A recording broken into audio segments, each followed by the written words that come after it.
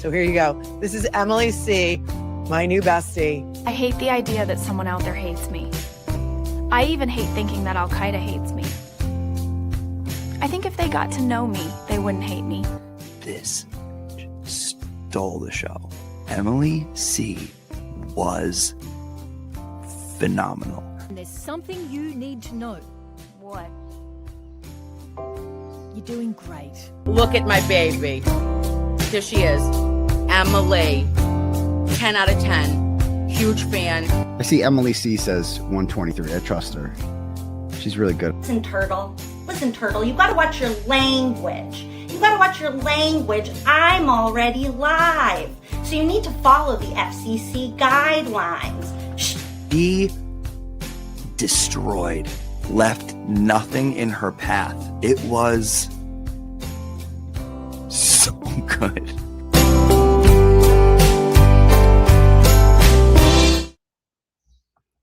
Hello. Hello. How's it going? It's weird. I'm not used to being here. I can't figure out I'm which here. one is better. No, Oh this my is gosh, great. nothing. It's great. Wait, already nothing. How come the starred messages aren't a thing? Where? What happened to starred messages? You know how there's another starred. How come I can't see them? I starred one Right that next to where it says live. Yeah, Oh. why isn't that there? Why don't I have that? Well, I starred one from Cuzco Right that I needed to address to start. Okay. Cuzco Right, thank you. Cuzco Right said, when Squirrel School says 6:15, the squirrel really means 6:30. I will be your squirrel language interpreter this evening. And then on the East Coast, that is 9:15 and 9:30. I appreciate you translating. Every time I put 9:15, it is always very aspirational. And then life happens and suddenly I'm here.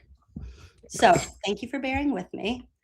I don't know why those, this is going to drive me crazy. Where's those messages?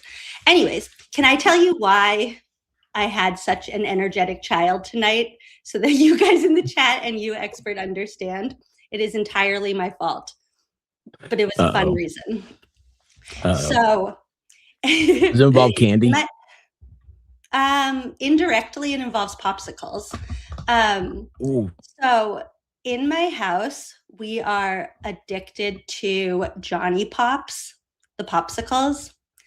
If anybody has not had Johnny Pops, I would like to get sponsored by Johnny Pops. I don't know if that is a thing, but I would be their spokesperson forever. And I will tell everybody how good Johnny Pops are. So Johnny Pops, not this past summer, but the summer before, started a thing that was like Pops for Kindness or something. And each one of their popsicle sticks had a message in it about how to be kind.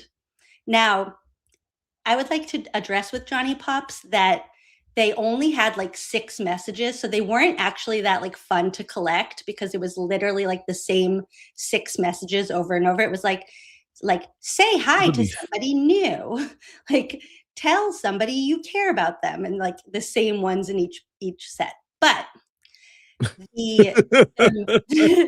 their mission was for people to collect the popsicle sticks, and then you could mail them in for a prize. So I started collecting them. I collected 100 to start, and I mailed them in. And for Christmas last year, or the year before, I got my husband and my son Johnny Pops t-shirts. And they came and it was cute and it was fun, they had little matching t-shirts.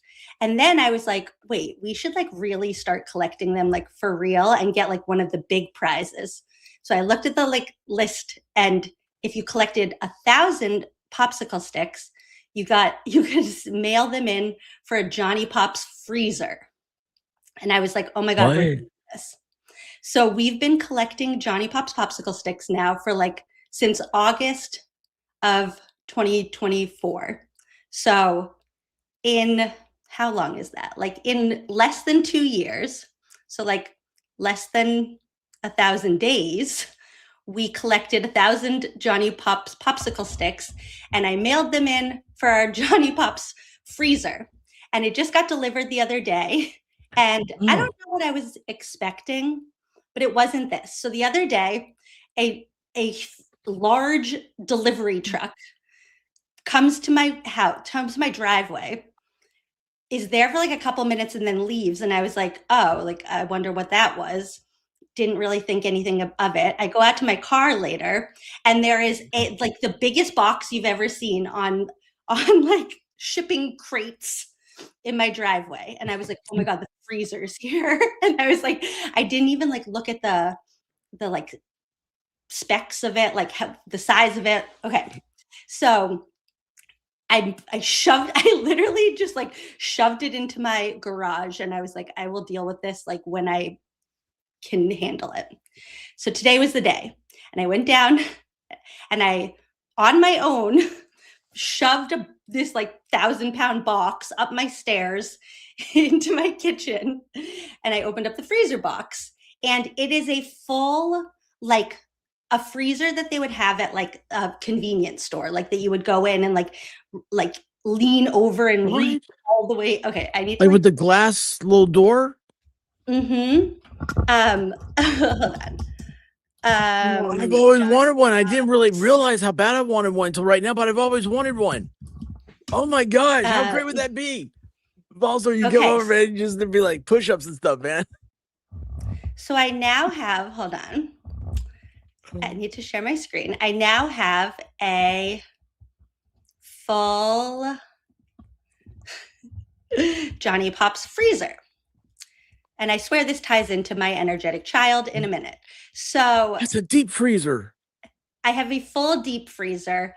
I should have read this ahead of time. I still would have gotten it, but I would have been more prepared. So it is 33 inches high. Yeah, that's 3 feet. 37 inches long and 24 inches. It is a full, like what you would go into like store 24 or whatever you guys have and like reach in to get. It Walmart. Probably holds like thousands of popsicles. So I'm like getting it. I'm also like, you guys saw me with Legos. I like can't handle any clutter at all. So I'm like opening it up and there's like styrofoam and there's just like so much cardboard. So I had to like deal with that before I even dealt with the freezer. So while I'm like breaking down all the cardboard and everything, Carter just gets into the freezer, like opens it up, is like, oh, cool. I have a new fort. No, it is, because now I don't have a freezer anymore. I can't plug it in because he's obsessed with it. So he hung out for the entire rest of the day in the freezer with it open. I like also started like panicking, like, oh my God, what if it closes? So I'm like making sure like there's like an air hole in the bottom. I like turned the lock so that it like can't close all the way. I like put something at the top. So he's not going to close it on himself. So he like set up his like bluey cars in the freezer. He put a pillow. He like did this all on his own. He's like brought a pillow in. He brought his pizza in. He's like sitting in the freezer eating his pizza, and truly had like the best day of his life, just like hanging out in this freezer. So now I don't have a freezer. I have a Johnny Pop fort, and that's why, we're not. It is like impossible for him to lock it. I promise. I like set it up so that I like taped on the sides. I taped like little like buffers so it like can't even close all the way. And then I turned the lock so it like hits the thing. And he's like never alone for like longer than like 4 minutes it takes me to take a shower. But that's like pretty much the only time he's ever alone. Anyways, so that is why he was like so excited, because, and now I already know when he gets this excited about something new, he's going to wake up at 3 o'clock in the morning. He's going to run out there and he's going to want to hang out at 3 o'clock in the morning in his freezer. But I'm already prepared for that. Thank you. And Law Girls Not Attorneys, I didn't get to see your Betero stream yet. It was like on my to-do list, and then we were hanging out in the freezer.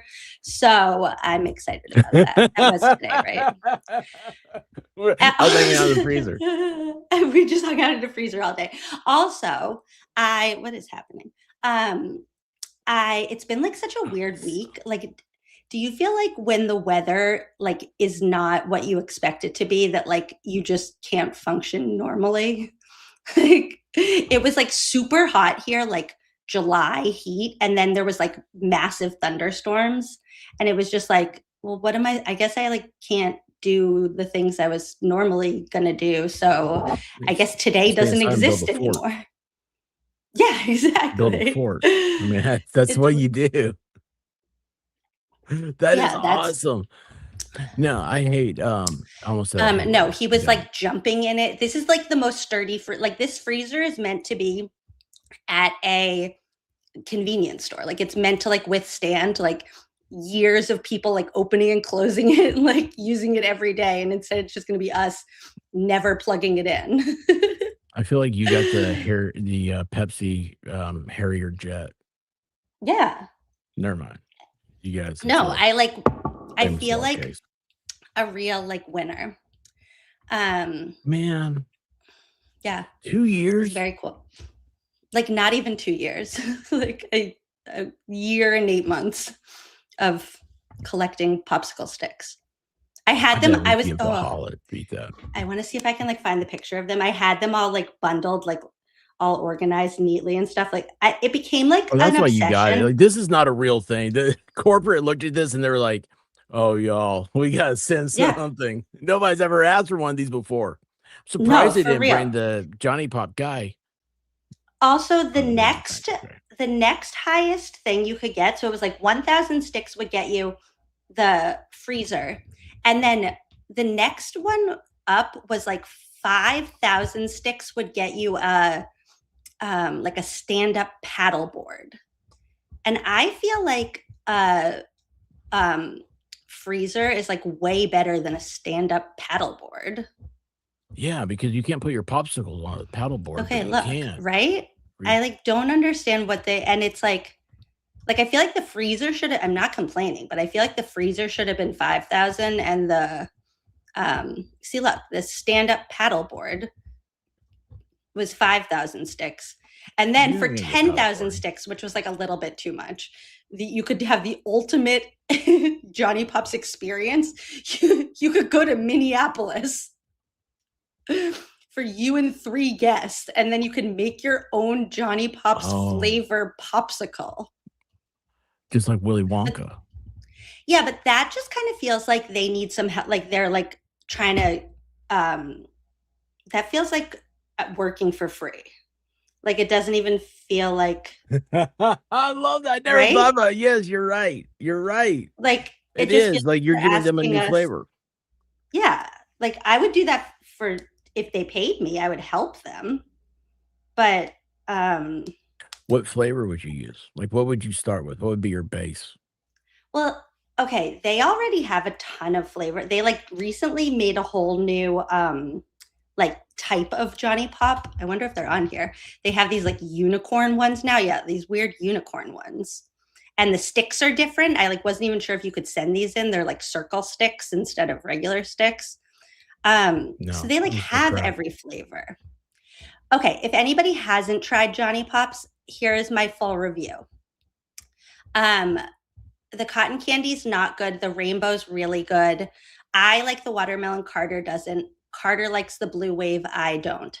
I like the berry lemonade. Carter's like iffy about it. We've never tried this one. We've never tried this one. This is like the staple that like we always get, that organic sunrise. I don't think that pineapple one is real. I've never seen that. Oh, it's new. Oh, well, I'll have to try that. That's right. The sour ones aren't sour sour. enough. I like wanted them Oh. to be like Sour Patch Kids, like really sour, and they're like kind of sour. We don't do no sugar added. That seems like a waste. Yes, and I then love it. They have these other ones. Chocolate Okay, wait. fudge with cream. This is like Wait, Carter's number one cream favorite. minis. Yeah. So this one right here, the Birthday birthday surprise. surprise cream mini. It's like creamy on the outside and then it has rainbow on the inside. That is like the go-to. We go through like 2 boxes of those a week. I like this one. I've never tried any of those. I don't even know if those exist for real. This is really good. And that's my I don't full even know review where of to Johnny find it. Pops. And if anybody knows Johnny Pops people, I would like to be sponsored by them. And by sponsored by them, I mean I would just happily promote you for free, clearly. Also, I need to show you how I organized my sticks. And then we'll move on to like actual content that you guys are here for. That's not. No, this is so much this. better. I'm getting so many ideas. We gotta get we gotta get some Johnny Pops.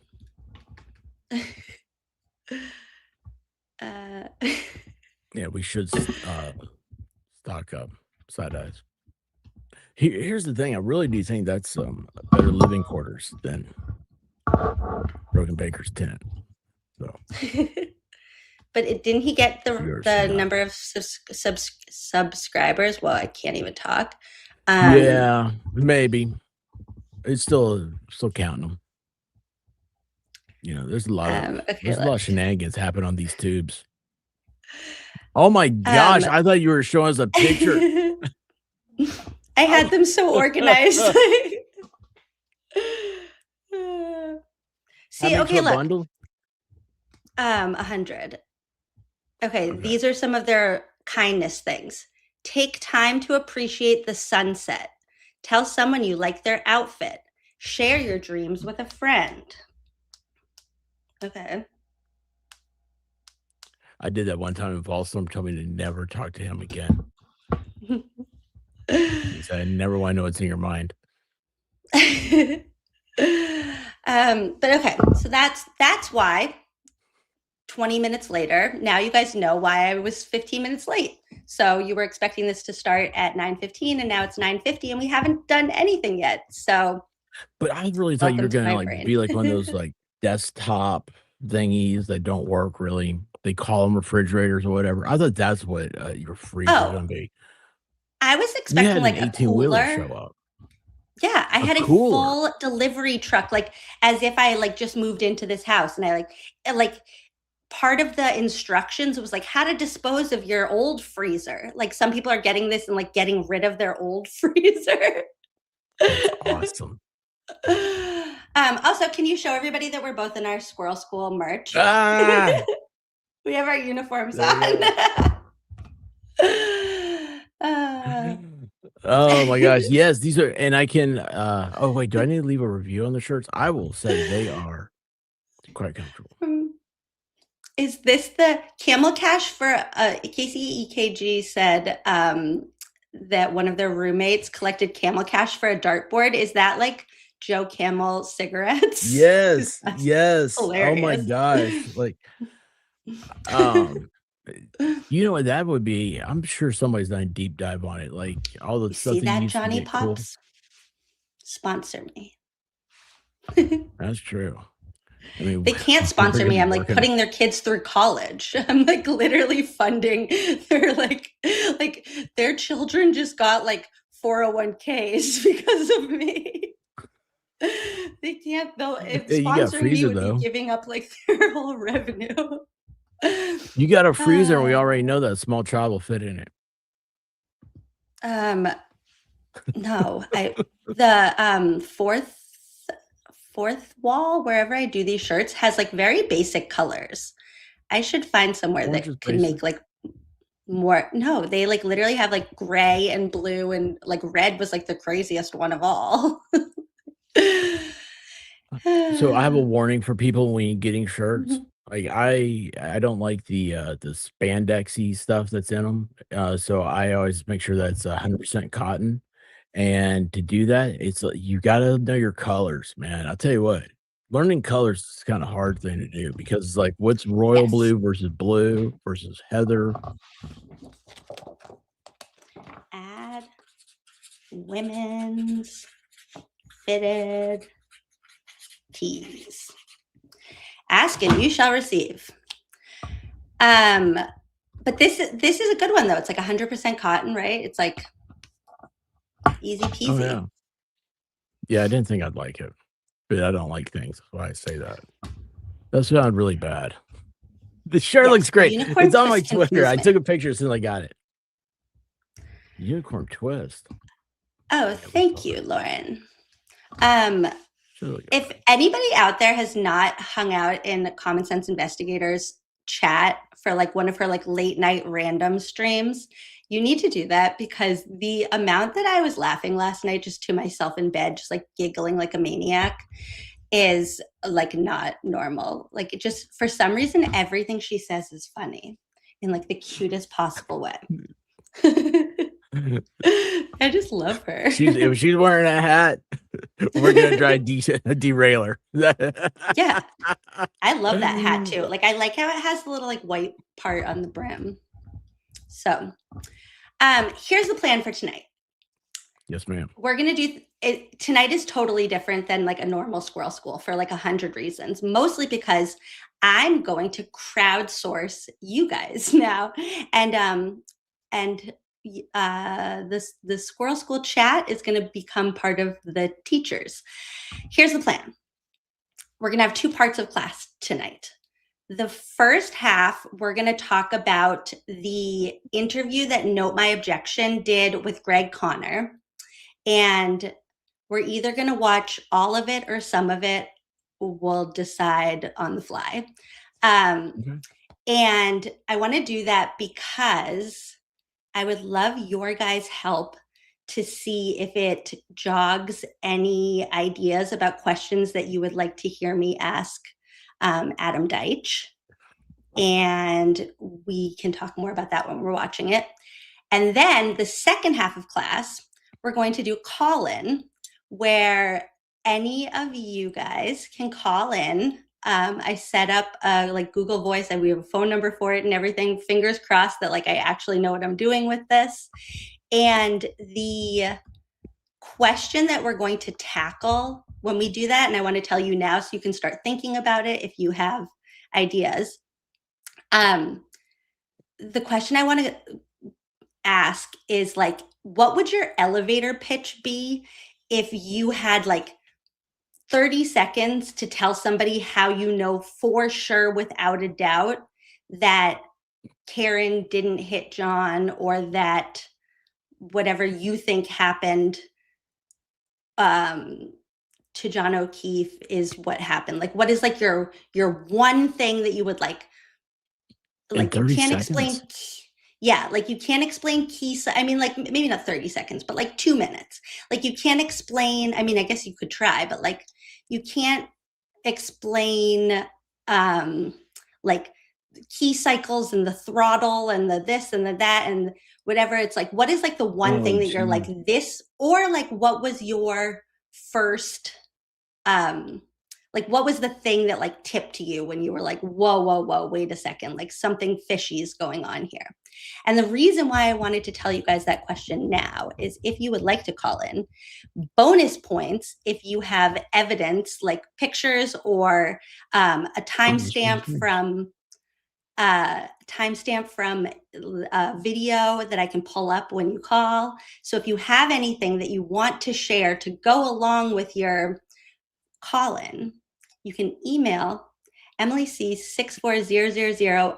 Unclear why I picked the most annoying email address instead of something normal, but that is the email address.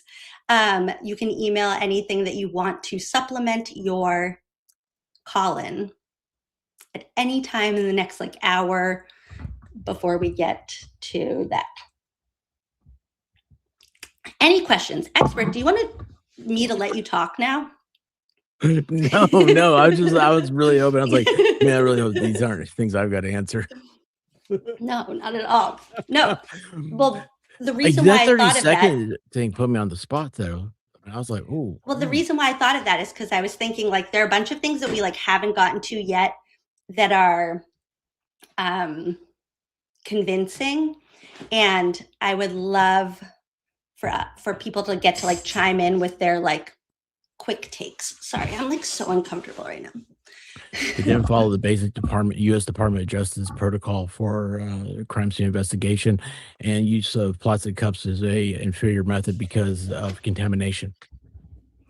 You gotta get past that before you have an actual investigation. That's my 30 seconds. Don't ask me to say that again. for a lot of people, I feel like the solo cups was the first thing, not that like said that Karen didn't do it, but that said like something weird is going on here. Like that alone doesn't say like Karen still could have hit John and they could have collected blood in solo cups, which like grosses me out to even say. But when you see that, you're like, okay, wait a second. Like, this is amateur hour. Like, how can I believe anything if these amateurs are the ones who are telling me? Yo, I sent Emily a message. I said I hated her because I was up till after 2 a.m. on Saturday night looking at the U.S. Department of Justice protocols on crime scene investigations completely on my own. I just couldn't stop thinking about it. And I was like, oh, I hate this so bad. Why am I doing this? And so, because that makes me a very proud teacher, because I feel like that's the sign of like an invested student. Also, you guys are being very overeager students, all saying your evidence right now when we're not at that part of the lesson yet. Okay, so we're gonna start. I saw Meatball Morrissey's in the chat. Oh no. Okay, you guys. Meatball Morrissey sent me. Meatball Morrissey sent me a care package, and in it was the freakiest little squirrel I've ever seen. And then I told Expert about it, and he was like, "Oh my god, I have the same one." And I was like, "What do you mean you have the same one? You have the same freaky little squirrel?" Okay, look, you're supposed to put it. Oh my god, I hate it. Meatball, I love you, but I hate this. Oh my god, it's so creepy. I hate it. Hold on. Oh my god, I hate everything about these little hands. I hate it. I literally hate it. Hey, Miss Emily. Oh my god, look at its creepy little face and its creepy little hands. I have a question. Oh my god. Oops, No, I literally hate it. So I had someone had sent one to me a few years ago, and T42, good friend of mine, and she's over in the chat. I blamed her for taking it last year at the Dogwood FNL, and she swore she didn't. And I like, yeah, you got the little head. It's on your wall. You have it mounted because she hated it so bad. I can give it human hands. That's awesome. Oh, that's so awesome. Anyway, Sorry, I got a second one of these. No, I just got a second one of these now. And then as soon as I got one, I was like, I put on a jacket and I reached in the pocket and I won't do it again. So we're running together. Pickle Rick sometimes wears it. I will not crinkle anything into the microphone ever again. I apologize, Wild Goose. Please forgive me. No, I do it all the time. Sorry. I know. I'm sorry. I won't do it again. Okay, so we're going to start with the interview that Catherine Loftus did with Greg Connor. And I want to say one thing first, because I feel like this might be an unpopular opinion in like the Karen Reed world, but I'm allowed to have an unpopular opinion every once in a while. And maybe it's not an unpopular opinion, but I actually think she did a fantastic interview. I mean, you guys will see in a second, but maybe I was expecting, she also interviewed Kerry Roberts, and in that interview, she like really kind of stayed away from anything that like felt like a tough question or like anything that people really like wanted to hear about. And in this interview, I feel like she touched on all the topics that we wanted to hear about. She didn't like shy away from Sandra Birchmore or Karen Reed. She did like push him on some things.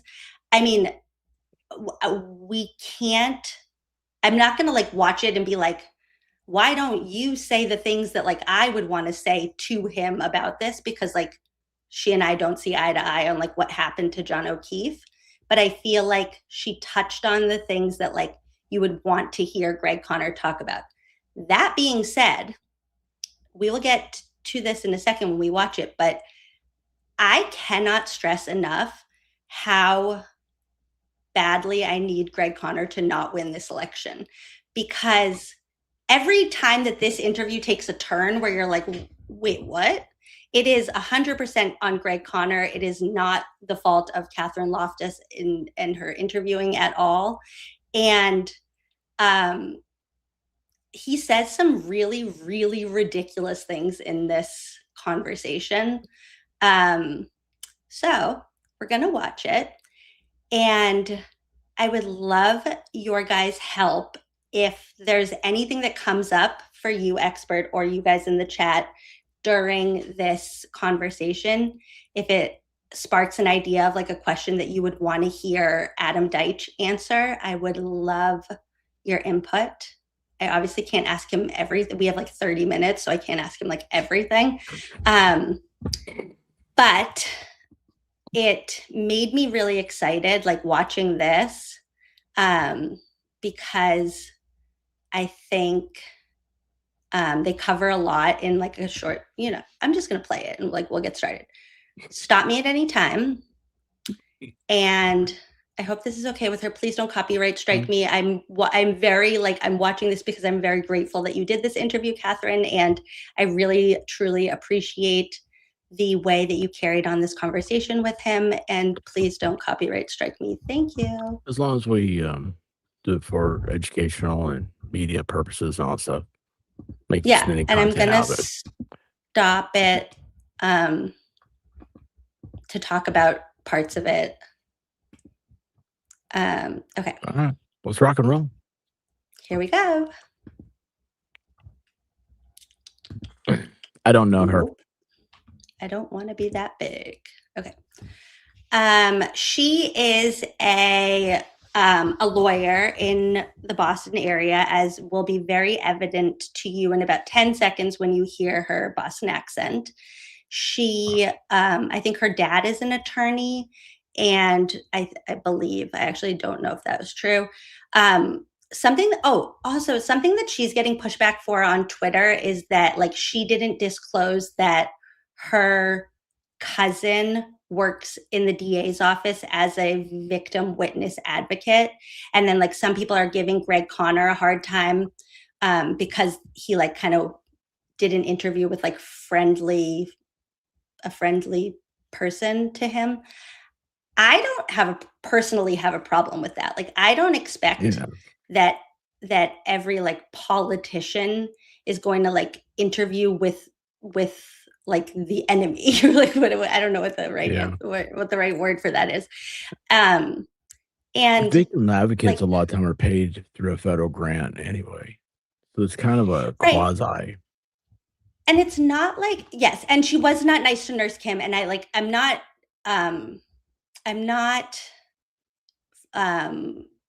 saying I'm like a fan of hers by any means. I don't like that. I just think specifically in this interview, I think she does a good job of like getting Greg Conner talking. And like, for me, it feels much more productive to like tear down Greg Conner, I guess, than it does to like tear down Catherine Loftus. Like, there will always be like online content creators that we like disagree with or like don't see eye to eye with. And to me, it doesn't feel productive to focus on that when it becomes very clear in this interview that what Greg Conner wants is to continue what the district attorney's office is currently doing. And I personally, and I think all of you, don't love what they've been doing. Here we go. Greg Can you hear Connor, that? welcome to Note My Objection. Thank you for having me. Yeah, thank you for coming. I really appreciate it. Now, you are here in large part because you are running for the office, it seems, of the year in Massachusetts, which is Norfolk County District Attorney. Me and everyone else. Yes. Yeah. Well, and I have to tell you, I think it's a good thing. It's sort of democracy in action that we have. And also, just right off the bat, I know that like there are things we're not going to love again, but I am very impressed by her set, by the the camera angles and like the way that she edited this is like very professional. So 7 candidates pants match your chair. at this point who are all vying, for the spot. And, from my perspective, I think the more the merrier, the more discourse, the more opinions. Why did you at this time in this place decide that this is something you wanted to run for? So I had been there for 25 years. And before that, Is he wearing a green suit? So my dad was a prosecutor in the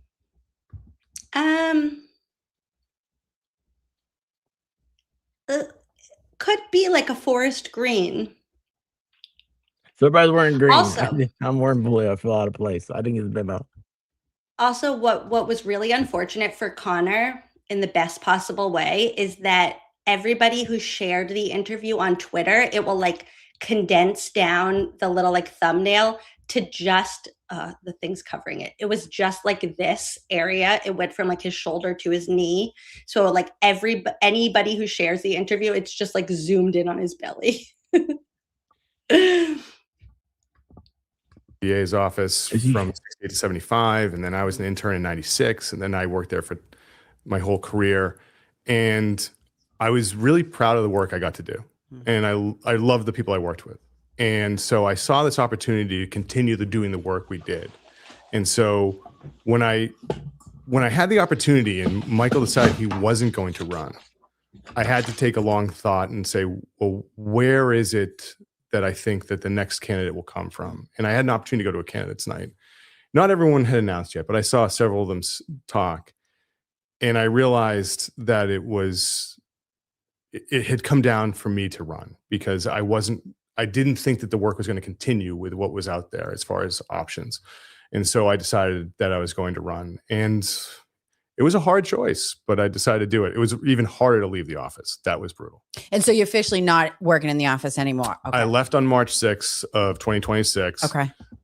Okay, wait, does he have baby hands? Because if he does have baby hands, then I can get a lot of use out of these hands that I got to be goober toasty and then haven't touched again. So if we can confirm if he has baby hands, then I will be using those from now on to be Greg Connor. No, he's wearing a green suit. He's got leprechaun hands. Darth Vader, we understand and we support your decision either way, but we would love if you stayed because you're great. Is that what it is? The cuffs are too big? Something is not quite fitting right. Good. Is there a way I can put this on I have it saved on my desktop, so I don't know if I can make it like 1.25 speed. I think you can. Are you on There we go. what time? Let's do that. Oh, there you go. There's several reasons to do that. One is ethically you should if you want to raise money. You can't really do it as a public employee. Sure. So that was one. Two, Michael and I didn't agree on 100% of the things that had occurred. So it seemed a bit. Okay, wait. I promise this is the last time I'm stopping it until I have like a real reason to stop it. But Music to My Soul asked why I have a full bag of these little tiny hands.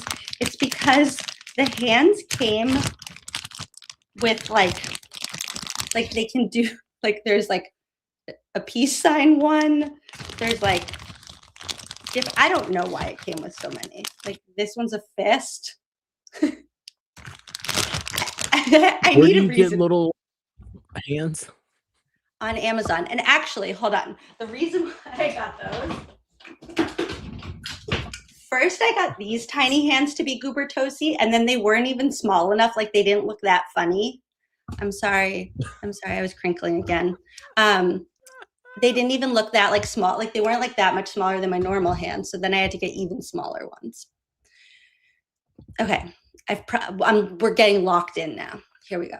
inappropriate for me to say like, hey, I had an issue with this and still be in the office. Right. So I think it was probably a cleaner split. Also, I think it might have had a morale effect on people there going like, hey, this guy's running, and like, you know, it seemed to make a cleaner split. Yeah, and I think it you know, when you're within the office, and you know, obviously it's for those who have worked in a district attorney's office, it's a, you know, pretty close relationship. Everybody works together, so there is sort of the blurring of the lines there, and you know, you want people who work in the office, whether it's the Norfolk DA, Suffolk DAs, wherever, to be able to, you know, vote for who they want. They don't want to feel pressured to support one person over the other. Right. And so when did that decision come out? I can tell you, and you tell me if I'm right or wrong. So I have a text message that I sent to my dad, who everybody knows that we talk politics all day, every day. And it was after the Brian Walsh verdict. And you came out and gave the press conference, and Michael Marcy was behind you, and you had the tan pea coat on with the nice camel hair coat. And I sent a text. I said, looking like a candidate to me. So excited. He has a camel hair coat. That time that you were starting to consider it, had you already decided, and sort of what was that process? It wasn't that day.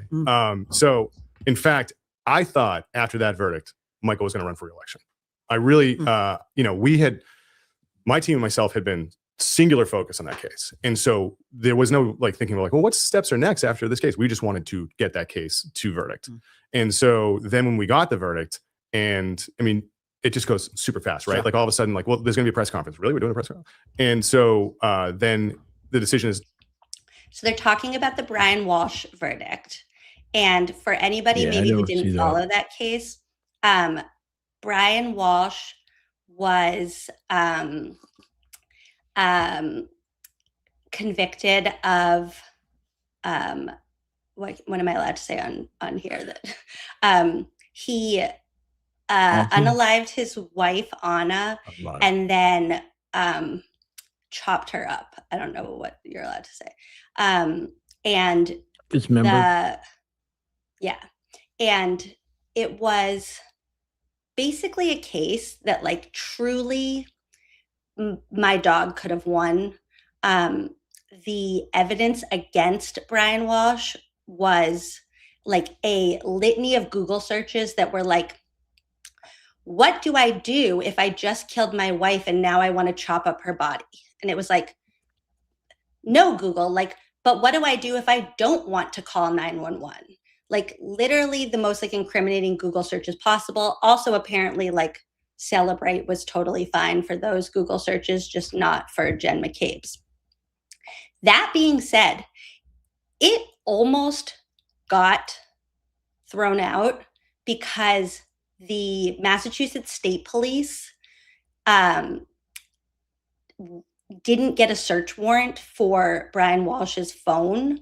So they like looked into the car, they like saw his phone. They were like, oh, like, can we have that phone too? And that, and this and that and whatever.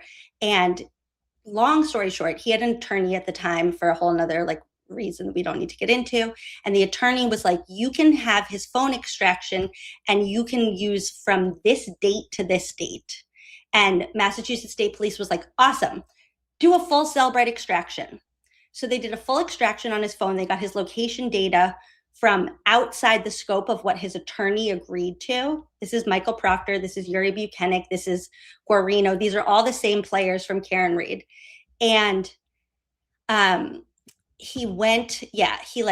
ended up following his Google location, like his location data on his phone to like all these different hardware stores where then they saw him on surveillance, like buying all the things that you would need if you like were just going to do the things that we just said he did.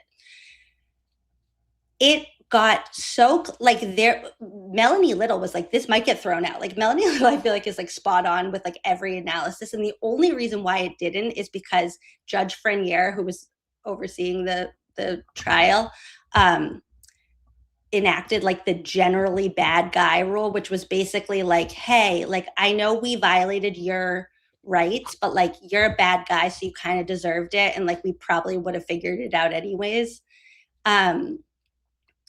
But so he talks about this like, oh, it was like such a big win. Like I thought like Michael Morrissey might like run for re-election because of this big win. Like you barely even got the easiest win on earth. And if you ask me, you didn't even really do a full investigation because that man had help and you didn't take the time to figure out who helped him.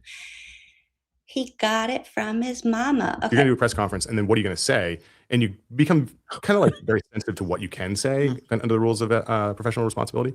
And so I think there's a moment in the press conference where like two people ask me questions at the same time, and you see me do like a double take, and I don't know how to respond. So no, I was more or less concerned about getting through that press conference at that point in time. And then I was really concerned. I think Christmas was right around the corner, so I want to make sure I had gifts for everybody, and I had done that because I hadn't paid attention at all. And then what had happened was Michael was on the verge of making a decision. He hadn't told anyone what he was going to do, and I was in Mimi and Chuck Chesney's kitchen. We were having lunch. And just to catch up with them, and we hadn't talked in a while because you spend so much time with these people. And Mimi's like, "Are you going to run?" I was like, "No, I don't think so. I think that Michael's going to make it." And just to be clear of what he's bringing up now, so he's actually a very good like politician, I think, like in terms of like he's kind of like doing all the right moves. So he's name dropping right now. Name dropping might be like undermining what he's doing, but Mimi Chestnut is the mom of Michael Chestnut, who was a police officer who was killed, and Greg Connor prosecuted that case. And so he's like trying to sneak that in, and you'll see in a second he also does the like I'm a good family man. So like he's a good politician, which doesn't mean that he would make a good district attorney. I actually think kind of the opposite. He doesn't sit up straight in his chair. He looks uncomfortable in his new body. Will be, and I think there's some pretty qualified people out there that might want to do it. And at that point in time, not everyone announced, and I thought that there were some people that were in this sphere that were really great potential candidates. But what happened was Michael announced, and then within a week, everyone that I thought that was going to run decided not to. And so it was really somewhere around mid-January, late January that I seriously considered it. And I remember I was driving my daughter back to college, and a friend of mine called and said, I think it's time for you to really consider this. And so my daughter and I had an hour plus drive to school where she and I are talking about it. And so I was like, this is really going to affect you. It's going to affect your sister. It's going to affect mom.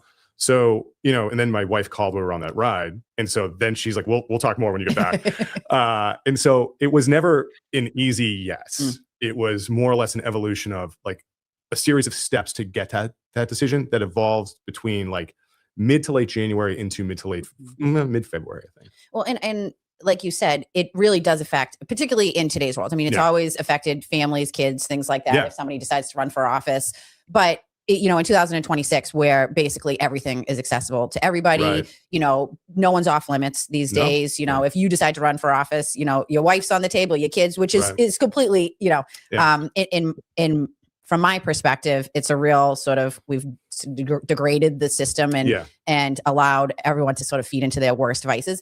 Did that part of it, obviously, we can get into it a little bit, but there's been so much attention on the Norfolk County District Attorney's Office, and there's so much sort of outside noise. Did that factor into, I want to do this, but do I want to take on sort of what comes with that, which is different than I think a normal, if you run for Worcester DA or Hampton, it's a little bit different than what Norfolk County is right now. Without question. So like, obviously I was in the office when what's different going on. I'm in the office when the Birchmore case.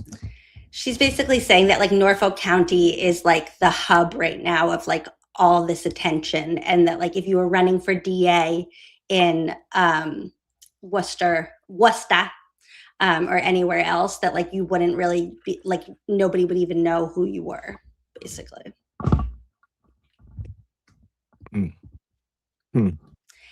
And Robin J just made such a good point that like we aren't just quote outside noise, and he does this a lot where it's like the way that he talks about like the general public's sentiment. Like we're going to see this when they start talking about like the Karen Reed stuff. His view is that like everybody in the general public is so annoying, and like why can't we all just like get in line and like praise the work that they're doing, and like why do we all have to be like so rude and annoying? Politicians say that all the time. Maybe not at the best look. And it's like spoiler alert, like we'll get to this, but basically my read on him is that but no, I'm gonna wait till we get there. It goes on, and I'm seeing the fallout of what's going on, and you're taking a look around. So you become acutely sensitive to outside media on the focus on, and on the office and on the people in the office. There were personal attacks on my coworkers, vicious personal ad hominem attacks on people that didn't have it coming at times. When you're going after advocates, like really, these are people who you're going after a victim witness advocate. So when I thought about that, the conversation I had with my wife and my kids was like, I can live without being the Norfolk County District Attorney. I cannot live without being in this family. This family is what makes the most to me. It's what makes me who I am. And I have always been kind of silent on social media because doing gang cases, I never wanted people to identify who my kids were or who my wife was. And I recognized if they put in enough thought and energy, they could do it. Sure. But I was never going to make it easy. I wasn't going to give them to them.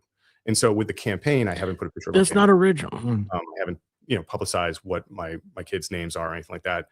Because again, I'm a dad, I'm a husband. That's the number one priority I have in life. I'm extremely fortunate that I have the family I have. I love them dearly. And so I don't want to do anything to hurt them. And so the idea that this race could hurt them was really like in the forefront of my mind. Like, am I going to do something that's on purpose that could result in making my family unhappy or subject to ridicule? And so that's been really something I struggled with the entire time. And have you experienced any of that as of yet? At least on the campaign trail going around, have you had any of that sort of pushback? Or some? What was interesting was I've been volunteering at a homeless shelter in Dorchester for like the last 7 years, and so they got like a fair amount of bad press, like people attacking them on social media. A homeless shelter, which is geared towards sort of explains.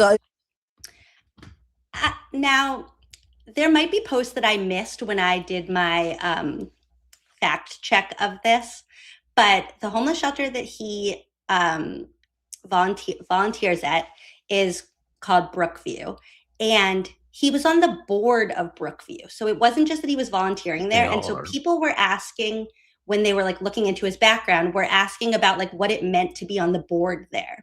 And they weren't harassing the homeless shelter that I saw. Like, I could have missed something. I could be wrong.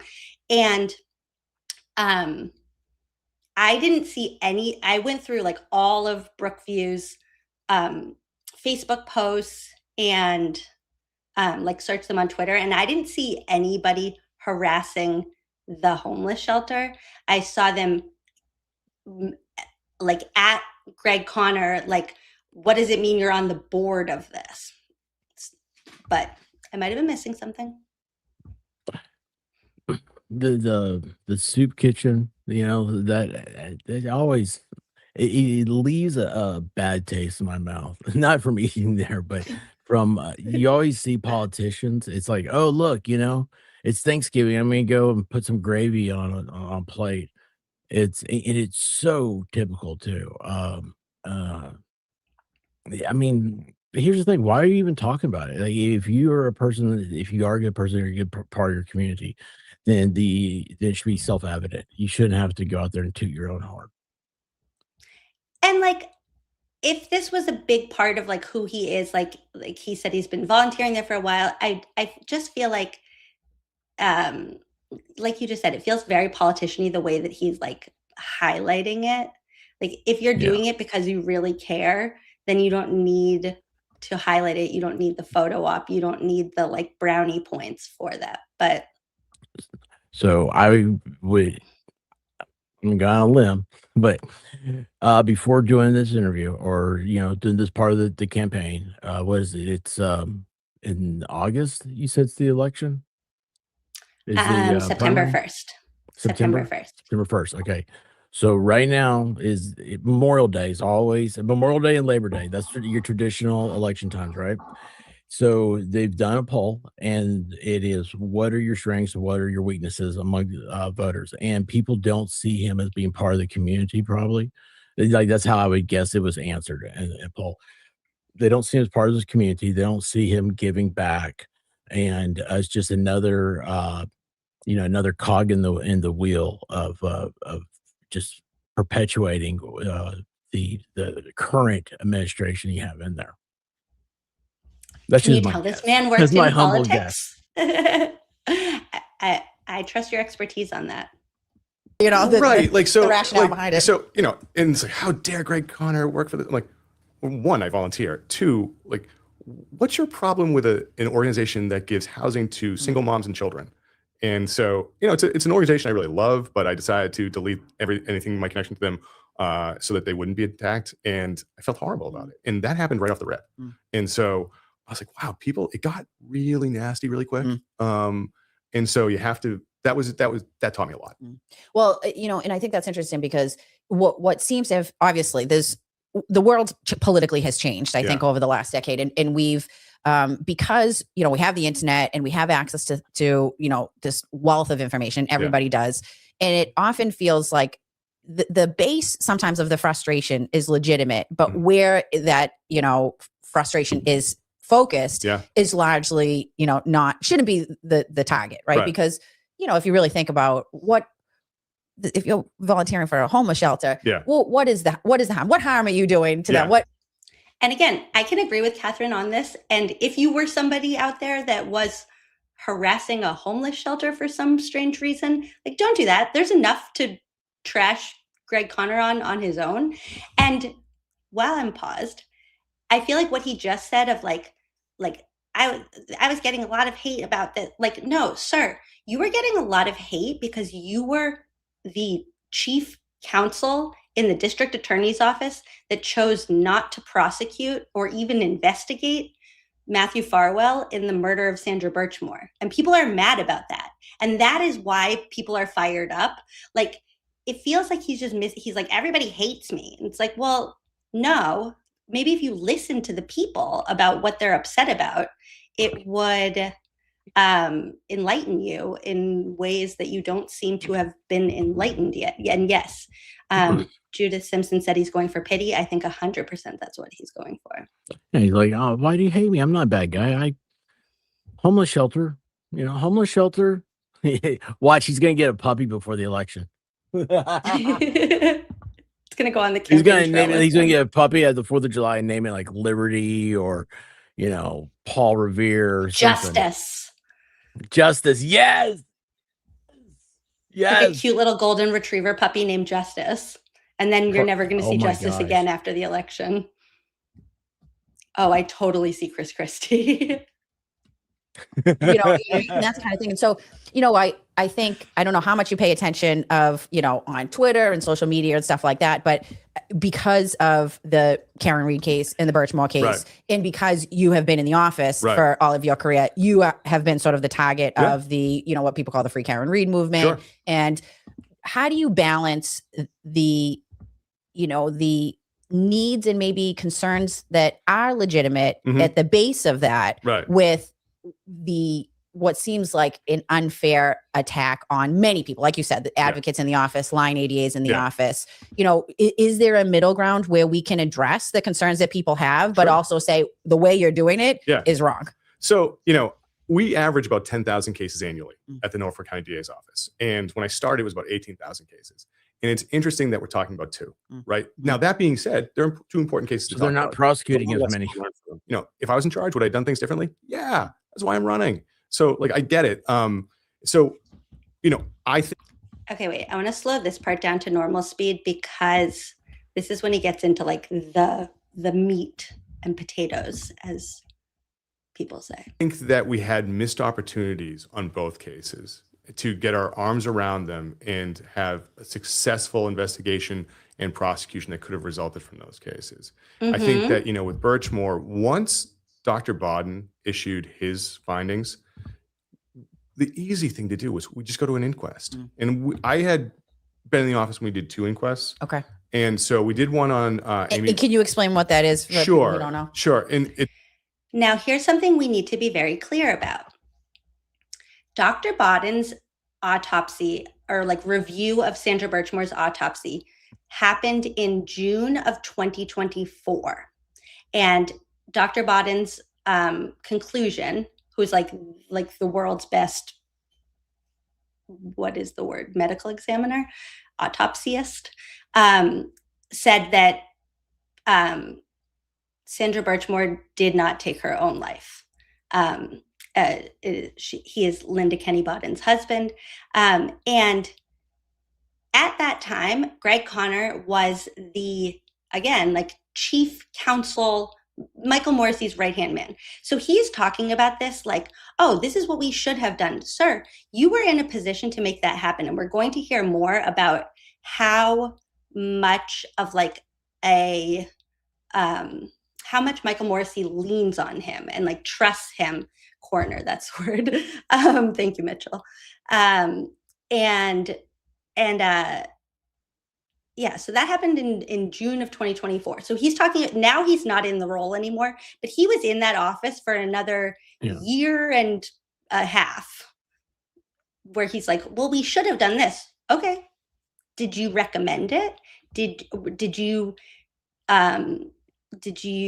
go to bat for that? And if you did and you got pushback, why did you get pushback? And were you curious about why, even with that finding, you got pushback, or did you not speak up at all and you're just saying this now?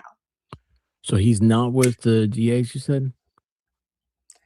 He just left the office when he announced his candidacy. He's going to talk about it in a little bit, but it's basically like, I didn't want the other people that I work with to like feel bad that like I was the guy. I just want to make sure that it's all Morrissey's fault. That's what he's ended up with. Everything bad is Morrissey's fault, and everything good. He's a new guy coming in. Well, hey, it's all going to be fresh when I get there. And everything good is Greg, like the Brian Walsh, Greg, Michael Chestnut, Greg, Sandra Birchmore, Morrissey, Karen Reed, Morrissey. It's a more popular process in Middlesex County. Marion Ryan does it on every police officer involved shooting. I don't really believe you need to do it there. But here, what we did in two different cases, we did it in both of which did not result in, I would suggest, a successful prosecution, but they resulted in prosecutions. Okay. So with that, I just don't want to use the names of the people because I don't, one was found not guilty and the other was a dismissal. So there was a case that involved a dominatrix in she dismembered her client after he had a heart attack. That case was a no body case, and it went to a judicial inquest where the prosecution presents its evidence to a district court judge, and then the suspect presents their defense to a district court judge. And if need be, the family of the victim could have evidence presented to the judge. And that's how they do it in Middlesex. Interesting. And so then what happens is the judge issues findings. It's a closed process, but the judge issues findings to the DA's office going, you need to go to the grand jury, or you don't have enough to go to the grand jury. You should continue investigating. So that was the first time we did it. And that was around 2004. And then the next time was around 2009, where there was a professor in a. Do you remember when that guy who was running for president, that I can't think of his name right now, said, Howard Dean said, ooh, wee, and then it like ruined his chances to ever become president, right? I feel like that should happen with him calling it 2004. What do you mean 2004? Okay. Did he just say a dominatrix case? Yeah. He's talking about a dominatrix in 2004. 2004. So the facts are that her client had a heart attack and then she dismembered him, and so there's no body, so there's nothing to charge her with. Yeah, also she wasn't found guilty, which we'll hear in a second. So I don't even know what he's talking about. And this is something that happened in Essex County, which is not even the Norfolk County. Nothing, basically he's using this to say that like they should have done a judicial inquest in Sandra Birchmore's case. I don't know. Also, how did they know that the guy had a heart attack if there was no body? And how'd they know that she chopped up the guy if there was no body? Yeah, 2004. How many dominatrix are running around up there? And why are we talking about 2004? Like there's some things happening now. 2004. I was the class of 2004 in high school. Southern school who committed a shooting in this school. She had a prior case in dominatrix where it was ruled to be an accidental shooting. Remember this? Okay, all right. Yeah. So my memory is triggering. It's coming back. All right. So what happened was after the case that she was under arrest for down south, people in my office went back to that accidental shooting, and they said, "Wait a second, there's actually there's something here." So that evidence was done. That was also presented in a judicial inquest and resulted in the judge going, "You need to go to the grand jury." So that seemed like once Bodden issued his decision, perfect time to get an independent, objective view of eyes on the entirety of the evidence to go, this is where you should go. Because you think from your perspective, once the medical examiner deemed it a suicide, is there, because then you have difficulty presenting to me objectively, it seems like even just a little bit of digging on the surface, right? It should have gone further than where you are. But does it create a little bit of a difficulty in presenting a case to a grand jury when you have a ruling from a medical examiner that says suicide? I don't know of a case where it's been in Massachusetts where it was ruled a suicide by the ME's office where they did go to a grand jury. I mean, it could have happened. I just don't know of it. Right. That's why I think the interim step of an inquest would have been valuable because that's really when, you're putting people on the stand, right? And they're subject to cross-examination. So that would be a really interesting way to go about it. And, after Karen Reed, where it seemed like the reach exceeded the grasp with charging homicide, you charge in second degree on that. Well, maybe the better course of action would be to take the interim step of getting more objective analysis and going, hey, this is really where you should go. This is what you have. Now, let's just be very, very clear about what he just said. What Greg Connor just said is that Karen Reed should not have been charged with second-degree murder. Now, number one, I agree, because I don't think she should have been charged at all, because a car did not hit John O'Keefe, and John O'Keefe was not hit by a car. And that became very, very clear, could have been very clear from the very beginning. But if we are going to believe every piece of the DA's office's argument, then there's no way that it wasn't second-degree murder. So if we're going to believe the case that his office put forward against Karen Reed, then of course it's second-degree murder, because nobody just oopsies by accident puts their car in reverse at 24.2 miles per hour and whoopsies hits somebody and whoopsies drives away. So either it is second-degree murder and you charged it correctly, or you have the wrong person, because there is no in between. And for him to understand that she shouldn't have been charged with second-degree murder, but doesn't understand why people are upset that she was, just shows how out of touch he is, or how much he's still simping for Michael Morrissey. And so, and with Reed, sorry, go ahead. No, I just look at it right now. I'm looking at it very politically, and I think he's trying to spin the argument, so that way you don't associate him with the two trials, the millions of dollars that the state spent of they're your going to money. get into the money. Oh, awesome. Yeah, I mean, he's essentially in a typical presidential election, he's essentially like the vice president running, where it's you have to walk this tightrope of acting like you own the good things about the presidency that the people like, but distance yourself from the pieces of the current administration that people are mad about. But then also aligning yourself with the good parts of getting the voters that turned out for that president originally.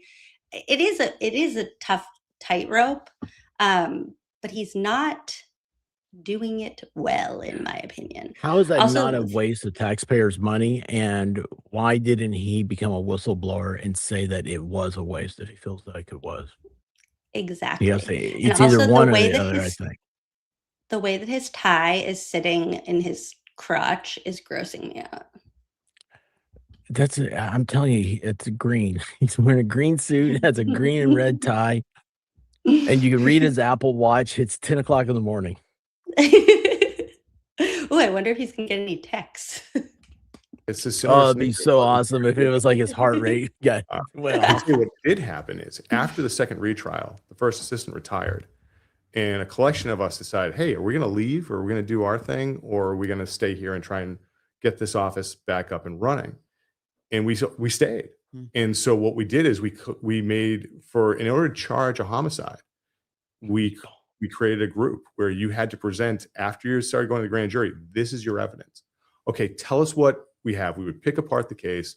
Like, now you've got it. Now you can charge manslaughter. You can charge homicide. Go to the grand jury with that. And there were times we said no. You still don't have it. And there's one that's really kind of gnawing at me, because I think we know who the identity of the person is who did the murder, but we just don't have that PC to go forward. And so, but we're not going to charge someone just because we want to. We want to make sure that we have legal responsibility to do it.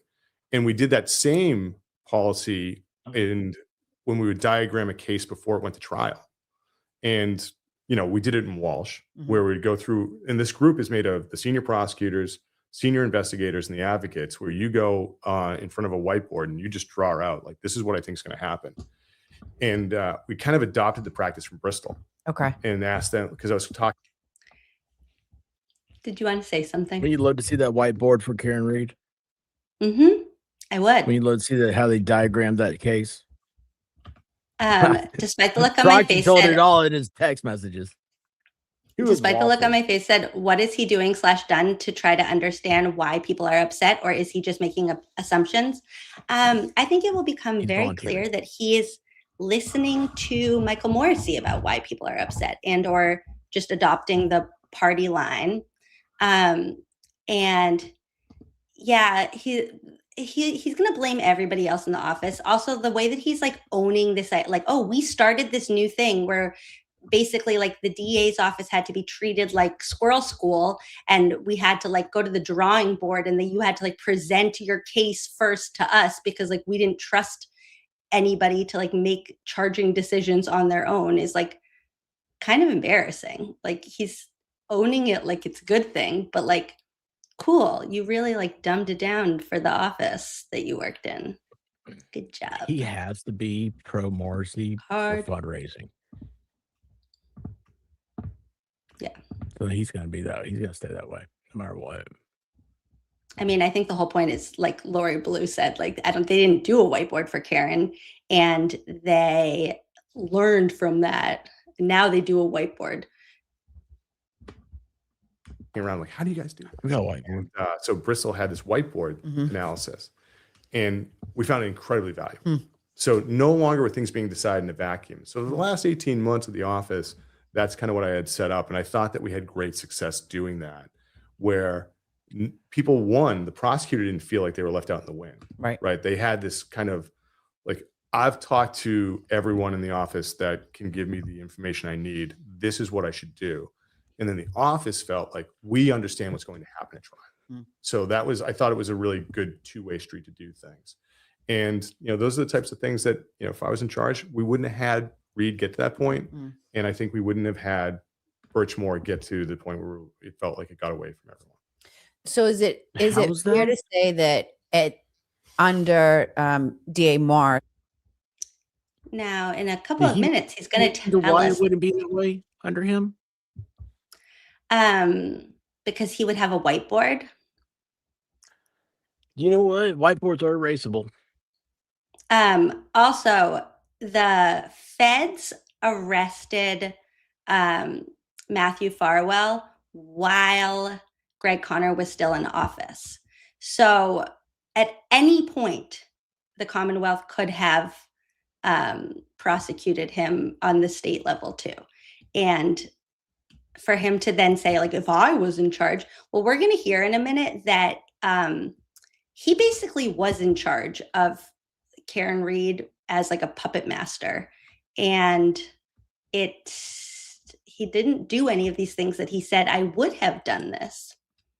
Whose desk did the Karen Reed case file land were on? they ultimately left to the line DA? Did they go up to the first assistant? Did the DA approve everything? So the first assistant had, she was the person that would decide your charges. She would work with each individual prosecutor on their charges, particularly in a homicide, no one was allowed to just go and charge homicide without talking to the first assistant. And that usually involved a conversation with the district attorney, but the first assistant was the day in, day out person that was managing the cases. And we had two. One was in charge of legal, the other was in charge of operations. Okay. And so, you know, when I worked in Suffolk County, before I was a prosecutor, I worked in the grand jury actually, which I always say probably I learned more, if not as much, from actually working as an attorney, because I was in law school at the time and I loved listening. But it really sort of opened my eyes to what the process is to obtain an indictment, you know, what you should be looking at. And in Suffolk County, what would happen is, you know, any line DA in Superior Court would have a case, you know, that they were supposed to look at. They would write essentially a memo that went all the way up to the chain to their chief of the unit, to the first assistant, chief trial counsel, the DA, and then the person who was the lawyer who was running the grand jury. And it was sort of a collective process. It was individually analyzed by each of those people and then sort of decided what the charges are going to be. But would you say that there was an ability at the time for line ADAs to push back if, you know, somebody, you know, because I think the question for me in the Reed case in particular is this idea of prosecutorial discretion. And just, you know, just because you can doesn't mean you should. Sure. And even if you have a theory as a prosecutor, you really think you're correct. If that evidence is not borne out by the evidence, then maybe we need to reevaluate. And for, you know, I remember first when Karen Reed was charged originally, you know, in district court, and it seemed like objectively to me, what I still think it is an accident, a drunken accident. And then when the charges were upgraded, I mean, it really seemed surprising to me. And I thought, well, we'll wait till we get to trial and we'll see where the second degree came from. And just as somebody from the outside looking in, I didn't really ever see what the second degree was supposed to, you know what I mean? So I wonder, were you involved at all, or do you know about that at all? Like, was there pushback internally about, you know, we really should stick with what we can prove? Because I think it could have, I mean, I really think that if she was never charged with second degree, I don't even know if people would know Karen Reed's name. So, no, I wasn't involved in any charging decisions. And actually I'm smiling because I'm like, you and I are on the same page. So, for me, what happened was that I finished my second trial on Emmanuel Lopes around February of 2024, and Reed's first trial is going to go in April of 24, I think. And so I was asked to watch it, and I was like, I can watch it, but there's nothing I can do. Like the case is in the can, so I really don't know all the evidence.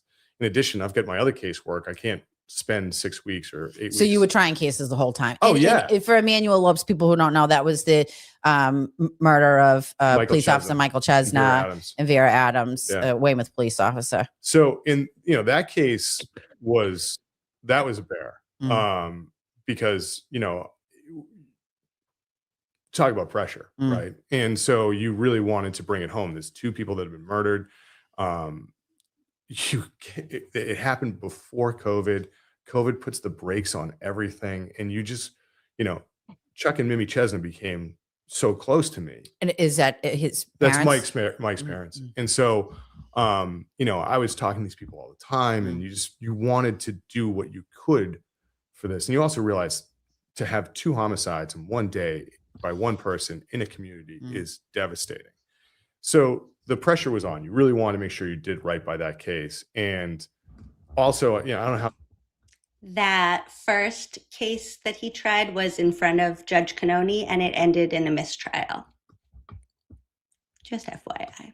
How familiar you are with mental health defenses. You know, basically, the prosecution doesn't get the medical records or the mental health records until there's been the exchange of the reports. And we didn't have the exchange of the reports until 30 days before trial. So I got 4,000 pages of mental health records right before the first trial. And so, you know, you spend every waking hour looking through this. I now need eyeglasses because of it, looking through this stuff. And so you get ready for trial that way. So then 4,000 pages. Oh, gee. 6 weeks, you have a juror that won't deliberate. And so then Also, meanwhile, like Karen Reed's team was still getting Sallyport video after the first trial.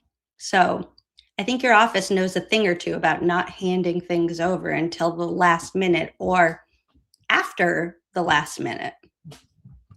But sure. I can't believe that. You know, you put your life on hold for about 2 years to get this one case done. And so, you know, I guess that leads into where I was on Reed was I finish the Lopes case and I'm asked to watch it. I'm like, but I got to get back to my own work.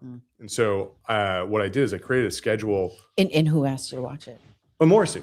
Yeah, he asked me to watch it. Like, yeah. Just Oh yeah, wait. Okay, this is important. I just interrupted the middle of what he was saying here, but he says that Morrissey asked him to watch the Karen Reed trial.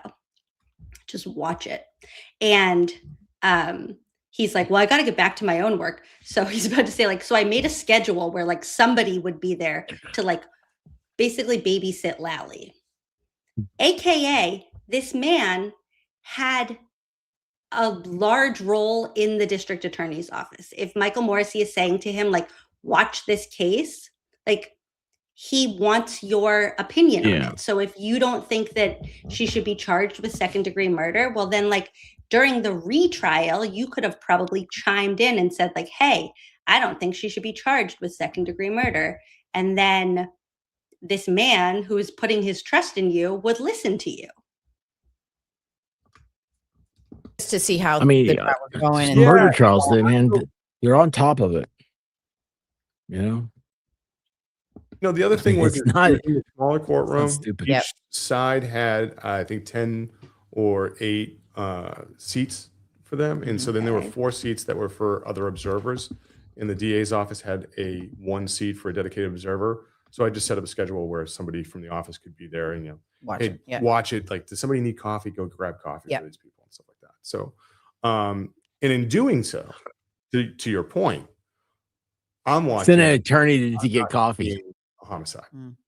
I'm seeing the question that I'm seeing being litigated in the first trial was, does the truck hit John? Yes. And so if that's the question, right? If we're litigating, does the truck hit John? We're not even close to second degree. Right. Right. We're really litigating whether or not you have negligence, do you have recklessness, do you have, and because of the OUI component, do you have a manslaughter and a motor vehicle manslaughter? So that's what I was seeing being litigated. And I just never saw the second degree. And so, you know, the next trial comes along. I'm now doing my own casework and I got to get back to speed on Walsh. And so, and then they hire Hank, they bring Hank in. And I thought that if they're going to bring in Hank, they don't need me because I'm not going to, you know, there's another person. I took notes on this earlier and I just wrote Lally shade. Oh, he had to watch the whole trial when Lally was in charge, but he's like, they're bringing in Hank. They don't need me. Oh gosh, that's so bad. But That's no, so so what bad. he's saying is if they're litigating if Karen hit John or not, which she did not, then they don't have the case. And he's like, so I watched the first trial. I was in communication with Morrissey the entire time. And then he brought in Hank. So then I was like, well, I guess my work here is done. This is an amazing comment. Pandora's lawsuit said, he's just a victim. Get him an advocate. Perfect.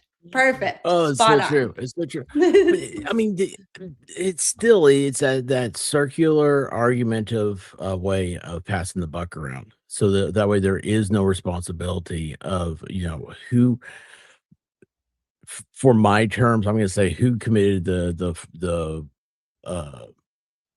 fraud of the taxpayer fraud, you know, like who's wasted all this money on it. So I'm saying, folks, if I stay focused on that, then I see it it's a circular thing trying to say, oh, I didn't do it. No, I didn't know it. I was doing this. I was getting coffee. I made sure that somebody was always in that chair. So they need to get coffee for people. And I'm sitting there, you know, when I hear that, I'm going, that's more of abuse. I mean, you have a prosecutor, you have someone in the DA's office. They're sitting there just to get coffee for people. I mean, is that a real life thing? Apparently. And the way that he keeps like tying in, like, yeah, like I couldn't really focus on that much because like I was busy with Emmanuel Lopes, like this trial that everybody in the general public is like happy that we got a conviction. And then I had to go work on Brian Walsh, this trial that everybody in the general public is happy that I got a conviction. So don't pay attention to anything that the public is not happy about. Just pay attention to these two like very easy wins that I got. Doing this case, and it seems like there was this desire that there should be an independent prosecutor coming in and doing the case with Hank. Well, if I can ask you a little bit about that, because there's a lot of questions. Sure. In sort of the rumor on the internet is that people, you yourself, other, line ADAs were essentially asked or told to take over the case, and that everybody refused. Yeah. Is there truth to that? Were you ever asked to handle the Reed case? No, I was never asked to handle the Reed case. The only thing I can say is I was asked to watch the Reed case, and it was interesting because you say that rumor. There was I want to say it was like a Vanity Fair article, that published that, and I don't know where that came from. So there's a lot in that Vanity Fair article. So I know because the reporter called me, and it was a pending case, and I felt I couldn't talk about it. Yeah. And even though it was a pending case and I'm not handling, I'm like, I don't think the office is supposed to make it. So anyways, I didn't respond to the report. And so that reporter writes that, and then that gets adopted. And fact check. In the Vanity Fair article, I think her name is Julie Miller, if I remember correctly. There is a line that says, meanwhile, according to sources, so not according to Greg Conner, according to sources, Morrissey's top prosecutors have refused to retry Reed's case. So he has taken the unusual step of retaining outside counsel to spearhead the next trial. Hank Brenden, who defended Whitey Bulger. So in that article, it didn't say, Greg Conner said he wouldn't prosecute. However, can't we infer that if they're going to spend $500,000 on an outside prosecutor, that they tried first internally and people said no? I mean, that just seems like if that's not true, like if you didn't first go internally, then like I'm doubly mad about how my tax dollars are being spent. So like, that article says that nobody wanted to take the case inside the office, you're saying? It said, Morrissey's top prosecutors have refused to retry Reed's case.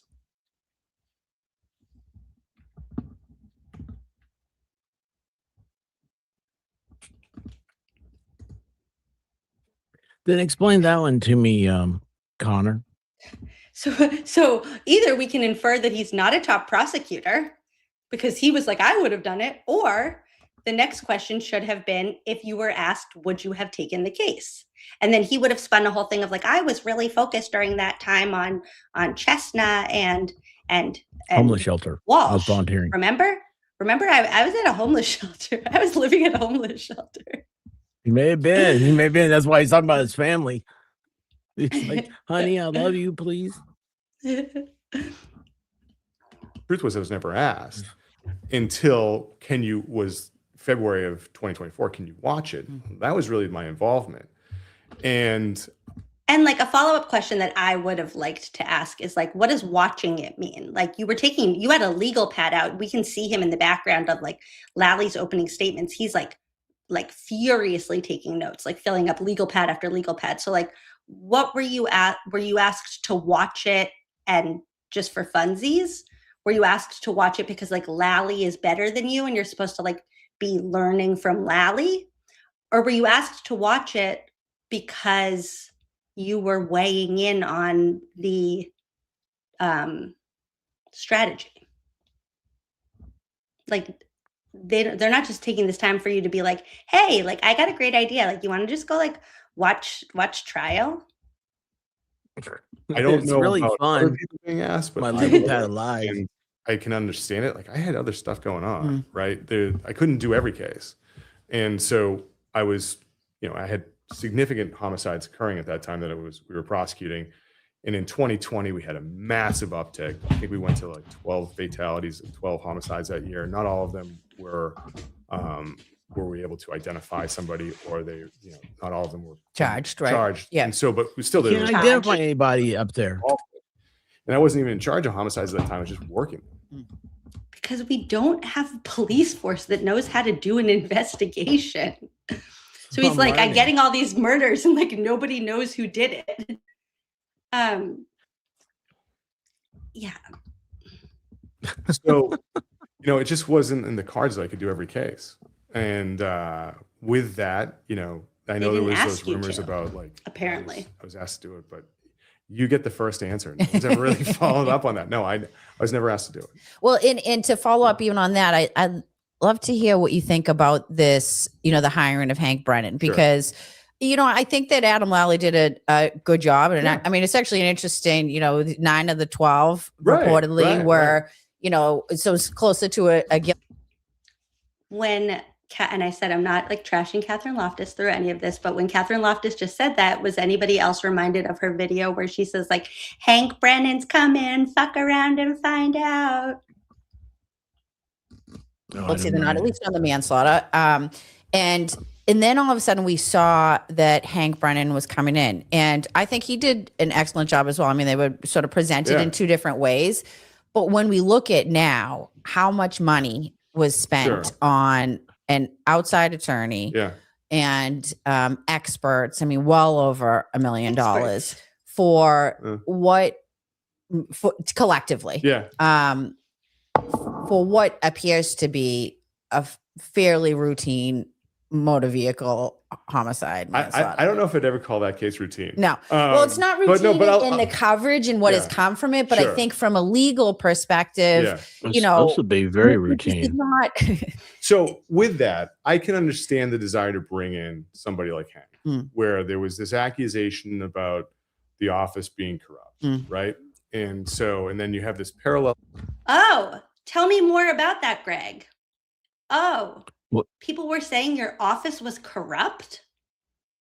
Is that what the word he used? He just said there were accusations of the office being corrupt. Can you address those accusations right now? Can we let's not delve into that? You brought it up.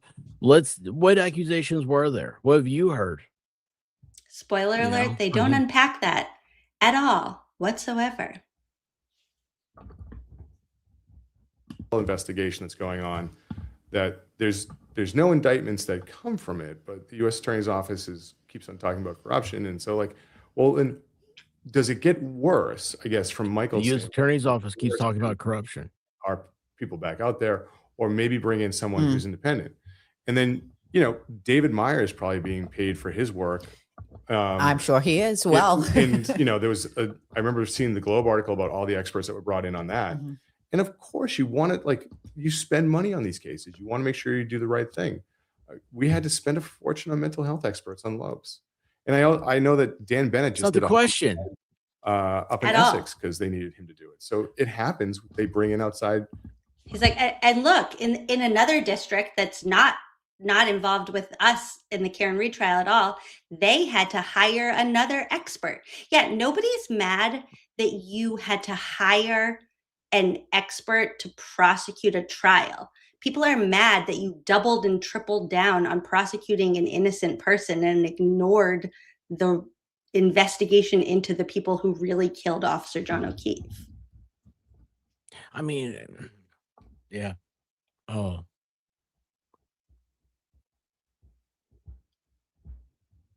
Independent counsel to do these cases. They're not going to do them for free. No, no, and not that the work was not worth it or that anyone shouldn't be compensated. I just wonder if we have a lot of seasoned prosecutors, not only in Norfolk and other counties. Is there? It seems like in Norfolk County, to me at least, it seems like there's more of an to go to outside special prosecutors versus handling things, maybe sending them out to another. In Suffolk County, generally what would happen if there was a conflict, you'd either bring somebody in from another county or you would send the whole case out to another county. Do you think that's, and what would be like sort of the consideration as to which way you go? I don't know Wait because for I've the never been best involved in the line. decision of which way we go, but we do both. Because I was a prosecutor for Suffolk on a case once. I was a prosecutor for Bristol on a case, and so I don't know if there's some kind of favor bank where it's like 1 for 1 that they have to do or whatnot. I'm not familiar with it. Favor bank. The independent prosecutor, the outside prosecutor, we've been doing that since Delahunt, where there have been people that have been brought in to take conflict cases. You know, I think that we've kept a couple people just kind of in the steady stream of things to do it. I can't explain why. I've never been involved in the decision. I just know we do both.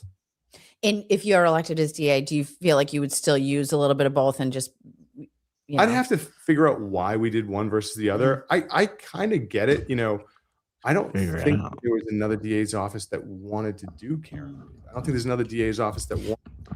Why would another DA's office not want to prosecute Karen Reed? Did you ever ask yourself that? To me, that is like the line of the interview. Like, I feel like that's not getting enough attention. Like, he's like, I don't know. Like, we had to hire Hank because nobody else, we couldn't give this case, we couldn't pay another district to take this case. Oh, why not? Was it maybe because you were prosecuting the wrong person? You were prosecuting an innocent person, that there was no other district that wanted to spend $1 million+ to get a not guilty verdict?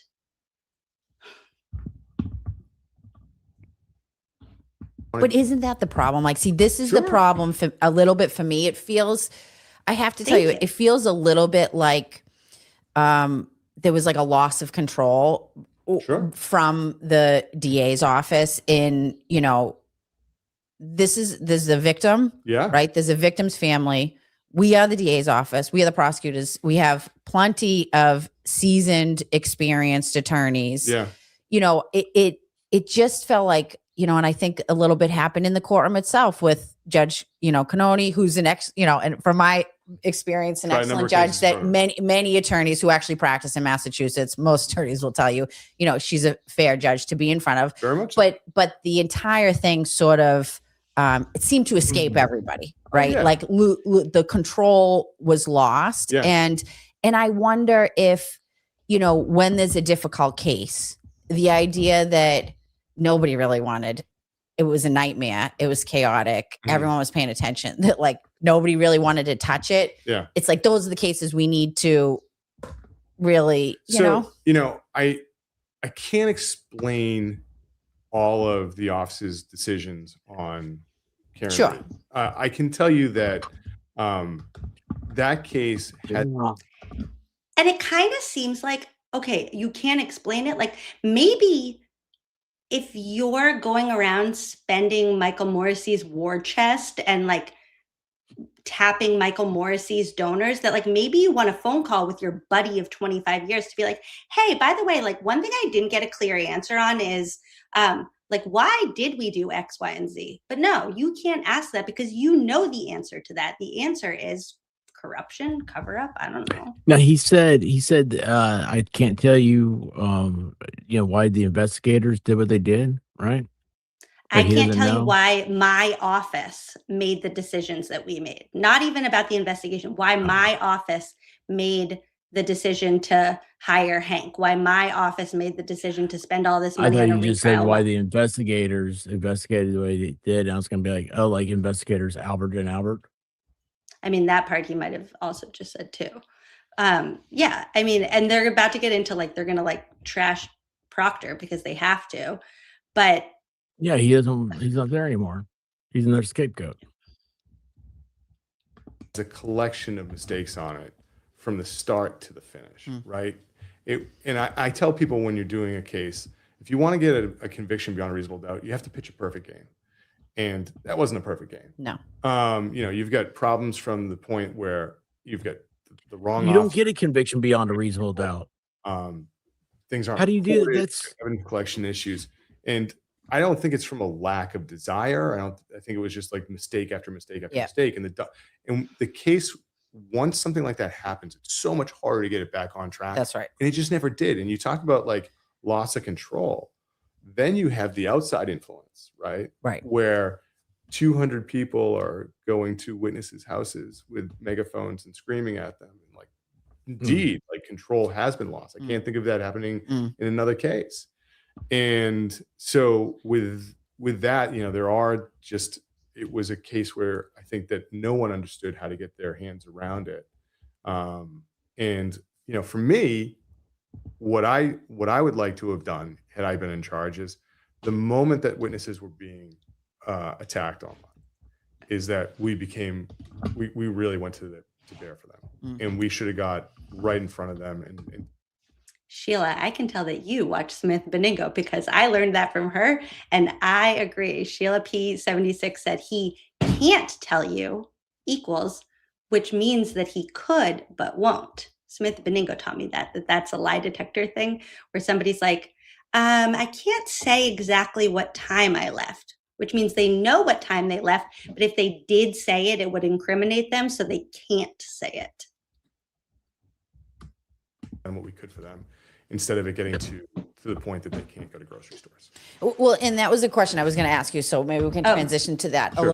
Oh, you guys, everybody just take a Pepto, take a big sip of water, take an Advil, because we are entering the, oh, poor Jen McCabe section of this interview. She can't go to the grocery store. A little bit, because I do think, Not allowed at Albertsons.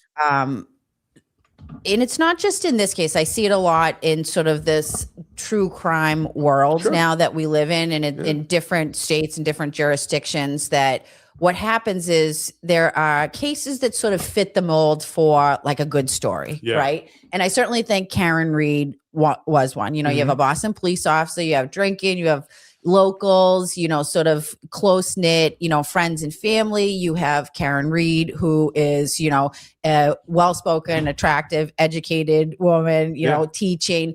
And so it sort of fits the mold of like, oh, this is different, and people attach to it. And then you have the attorneys who come in, we have Alan Jackson, who is, Harvey Weinstein, Kevin Spacey. So it brings sort of a different element to it. I want to just be really clear what's about to happen right now. Up until this point, the two of them have been on the exact same page about the fact that Karen Reed shouldn't have been charged with second degree, and that both of them agree that they spent a lot of money prosecuting something that they both don't agree with. And both of them have agreed that it was a weird decision to bring in Hank, but they both understand that there was no other district attorney's office that would have prosecuted this. So they're very much in agreement that like this was a losing case from the start. But now we're about to pivot where all of that is going to go to another compartment in their brain that they're just not going to use at all. Because now they're going to say that all of us only care about this because Karen Reed was well-spoken and a teacher, whatever she just said, and that Alan Jackson came in and Harvey Weinstein, and that you have townies and you have drinking. And for some reason, that's the reason why we all ganged up on them. And it's exactly at the halfway mark. Mm-hmm. It's like right when their brain was like, exactly okay, at 35 minutes, 110 let's minutes or so. settle in. Also, we're not going to watch till the very end because they start to lose steam at the very end of like the things that we care about. And I want to get to our call-in part. What I found is that the public in these types of cases tends to pick a side and then stays with that side no matter what. Right. And what happens is if they pick the side of, the defendant, say in this instance for Karen Reed, the people involved in the case become really like public enemy number one, that it's heroes and villains. And because I think you did something that I don't like, I'm allowed to do and say anything to you that I think is, that I want. I hate that switch. No, not at all. That's not it at all. I don't think that you should be able to say or do anything to anybody and this and that I disagree with. I disagree with the district attorney's office for prosecuting an innocent woman instead of investigating what actually happened to Officer John O'Keefe, to the point that we're trying to figure it out on Thursday nights on YouTube. Right. And I have a lot of concern about the fact that some of these witnesses, you know, went for restraining orders, harassment orders, tried to sort of ask for help. Sure. And they were not granted those restraining orders or harassment prevention orders, because in both cases, when Chris Albert and Jen McCabe went to a court to try to get a harassment prevention order against Aiden, we're entering the Turtle Boy Bad section, if that wasn't already clear. Both That's judges my notes said, I wrote down. I hadn't heard it yet. Both judges said, actually, I'm so sorry to let you know that in America we have the First Amendment, and what you're describing is allowed. So no, none of this is bad. Many of them have reported that they felt like they were not supported by the DA's office. How do we, you know, how do you balance the because you don't want to be seen as, you know, part and parcel with witnesses. You're not, you know, you still have to have a sort of line of demarcation between like, I'm the DA and you're the witness, and here's the line. But how do we protect people from this? Because it seems to me like the law certainly hasn't caught up. If this kind of behavior can, I'd agree with you on that. You know, what do we do? When people go in for restraining orders and you're like, wait a second, what more do you have to show? And you know, and that's not the DA's office. That's a judge. Well, you have to show that you live in North Korea if you want what you're describing. Look at his face right there. I feel like that, I need like a screenshot of that. I feel like that just sums him up. Hold on. What more do you have to show? I don't know. District attorney. I feel like you need to show that somebody did something wrong, right? Am I wrong about that? What? Like, how many restraining orders goes through that office? I mean, right? I guess I guess they don't go through the office. I don't know. So they didn't go to. They weren't in this court. That's the other thing is that they went before. They're not in front of, like, they're in another court. They're in wherever that was. Like Tennessee, what I remember is it's you had to go to the sheriff. If you need a TRO, you go to the sheriff. You make a complaint. I think you got to put a bond up even in some cases. And this you get 3 days before it has to be. You have to be able to be heard within 3 days, or the TRO is dropped. I mean, it's not the easiest thing, but of course, though, everybody always grants them because it'd be easier to just grant than, you know, have the guilt on the hands of the law enforcement. I feel like it wasn't Dedham. It was Stoughton. Yes. Okay. It was Stoughton. And it was one of the judges that they went before was named Brian Walsh, who's also the convicted murderer that same guy or no, same not name? the same guy. Just Oh, the same, I don't know. I mean, name. I've never. What I'd say, I've never been to Massachusetts, and it looks like I don't belong there. And this is so telling. Like Priscilla Thompson just said, free speech isn't intimidation. And what we're going to see is Greg Conner thinks very much that it is. Greg Conner is still very worked up about the rolling rally. That's the judge, right? Issuing the restraining order. And, you know, I've had an opportunity to talk to some of the witnesses, and I got to know John's family and some of John's friends. So I've talked to them throughout. In fact, one of John's friends and I still talk regularly. And, you know, when you're talking to people who are telling you about the journey that they went through, and the only thing they did wrong was be a witness, like, this is heartbreaking. We have to do better by them. And so I can tell you from the conversations I've had, I don't think there's a silver bullet. I don't think there's like, well, we can just do this. Right. I think what you have to do is you have to keep the dialogue open with the witnesses, find out where they are, see where you can help. Can we unpack that statement? The only thing they did wrong was that they were witnesses.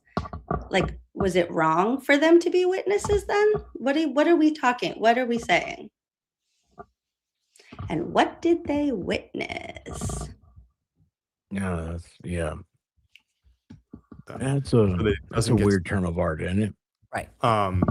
So, I think that there is that concern you said of being too embedded with the witnesses. And I think that in Karen Read, that happened at a point in time, where you have law enforcement feels like they're on this side and there's the lack of objectivity. And like, that's probably problem number one in that case is like, we should have objective officers investigating that case so we don't have that kind of blurry line. Right. So that when the witnesses come to the DA's office and come to law enforcement, it is a more of objective analysis going, hey, you guys are actually being victimized here.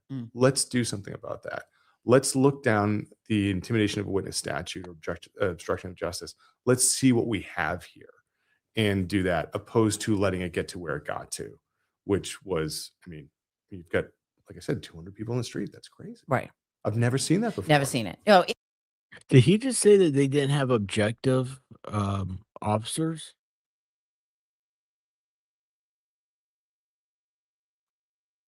They're going to drag Proctor. I was just muted.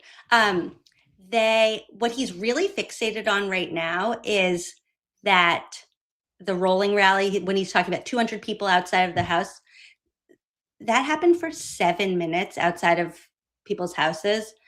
Nobody was charged until 7 months later. So you're clearly, and only one person was charged of the 200 people.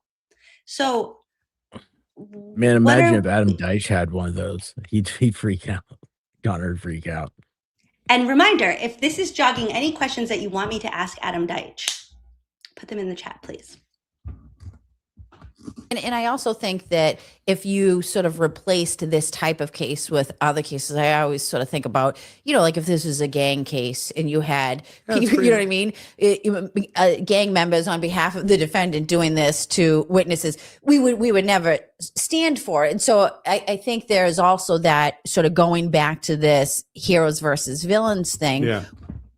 Yes. If this were gang members on behalf of their fellow gang member that they are like entangled with, that they are united with, that they feel connected to on a personal level because it means something to their gang, then yeah, that would be very different than the general public who have I don't have any connection to Karen Read. I don't have any like skin in the game about if Karen Read spends the rest of her life in jail or if she's home with her family. It literally has no impact on me whatsoever, except for the fact that I see injustice and I don't agree with it. You see what happened to her could happen to you. And I have a question: did a dog get a hold of her pant legs? Yeah, Chloe was loose. Chloe got that. She's like, no, it couldn't have been Chloe. Where people, I'm not sure what's happening in society where people are able to sort of dehumanize those who are involved in criminal cases. And I had Carrie Roberts on here a few weeks ago, and she said, to be honest, I will never involve myself. I'll never help. I'll never, because why would I subject myself? And that's, to me as an attorney, is very concerning that this is where we are. I agree with you. In fact, so I think the gang analogy is probably the most appropriate. I've done cases like that where it is so hard to get people to cooperate because they're like, I'm going to get killed. Right. I'm going to get killed if I talk to you. So not only am I not going to talk to you, I'm going to pretend like you don't exist and I'll never cooperate with you. And so that is something that people who have grown up in that area, grown up with gangs around them, they know that from from Jump Street. And they know, like, I can't work with law enforcement because I'm going to get killed or my family's going to get killed. And what wound up happening was that lesson was visited on people in the Read case. And so now we've got an entire society going, like Carrie said to you. Just like a gang might come after you and literally kill you, what he's saying. In this projection. Also, there might be 200 people on your yard for 7 minutes. Yes, that is, I don't love that idea. Like, I would not feel happy about 200 people being angry at me and coming to my house and standing outside my house and being upset with me. But 200 people standing outside your house and being like, hey, like, why did you Google Haas long to die in cold? That is not the same as knowing that like Whitey Bulger has your family's name on a list. As knowing that like Whitey Bulger has disappeared people and now he wants to disappear you because you snitched. Sorry, it's just not the same. It's so weird. No, I agree with you. And it's look at that house. And- also, I mean, it's on a double yellow line road. Like, where were the police? If there's 200 people down there blocking the road, where's the police to get them to disperse? They can't be on private property. They didn't go. Well, so they had moved out of 34 Fairview that day, but they went to Jen McCabe's house, Michael Proctor's house. They went to Brian Albert's new dumpy little townhouse across the street from the gas station, and they went to Julie Nagel's house. And it was like 200 cars, literally, like people, like there were like kids there. It was a nice day. Like, it wasn't meant to threaten anybody. It was meant to make a point. And clearly it did make a point. And it united people in a movement that were standing up for justice when the district attorney's office was refusing to do that. Yeah, the police knew about it. Did the police actually escort them? I knew the police knew about it because they had emailed about it. Like I said, like there was no phone calls to the police. Nobody was arrested that day. There was no violence. There was no threats of violence. There were just people for 7 minutes at each house, like outside. There were the kids at a lemonade stand. Like, that's not the same. And for him to say, I think the gang analogy is actually like spot on in this case. That's so weird. I've been escorted to the car by the And so police the courthouse. We have to let victims know that if when they come to us, that it is not appropriate that they are going to be intimidated or threatened or harassed. We can't let that happen. Because this whole thing, it's all built on somebody going into a courtroom saying, I swear to tell the truth. Yeah. We can't do our job unless we get that person to show up and then tell the truth. Right. And if they're being That's why you subpoena them. so that one, they have to lie or not even show, well, then the thing's not going to work. Right. It's just not going to work. So like if we understand. I'm sorry, what did he just say? If they're getting intimidated, so they have to lie? Sorry, I just need to hear that part again. Right. And if they're being intimidated so that one, they have to lie or not even show, well, then the thing's not going to work. Right. It's just. Who lied? Who got So intimidated? they lied because of the intimidation of the rolling parade or whatever.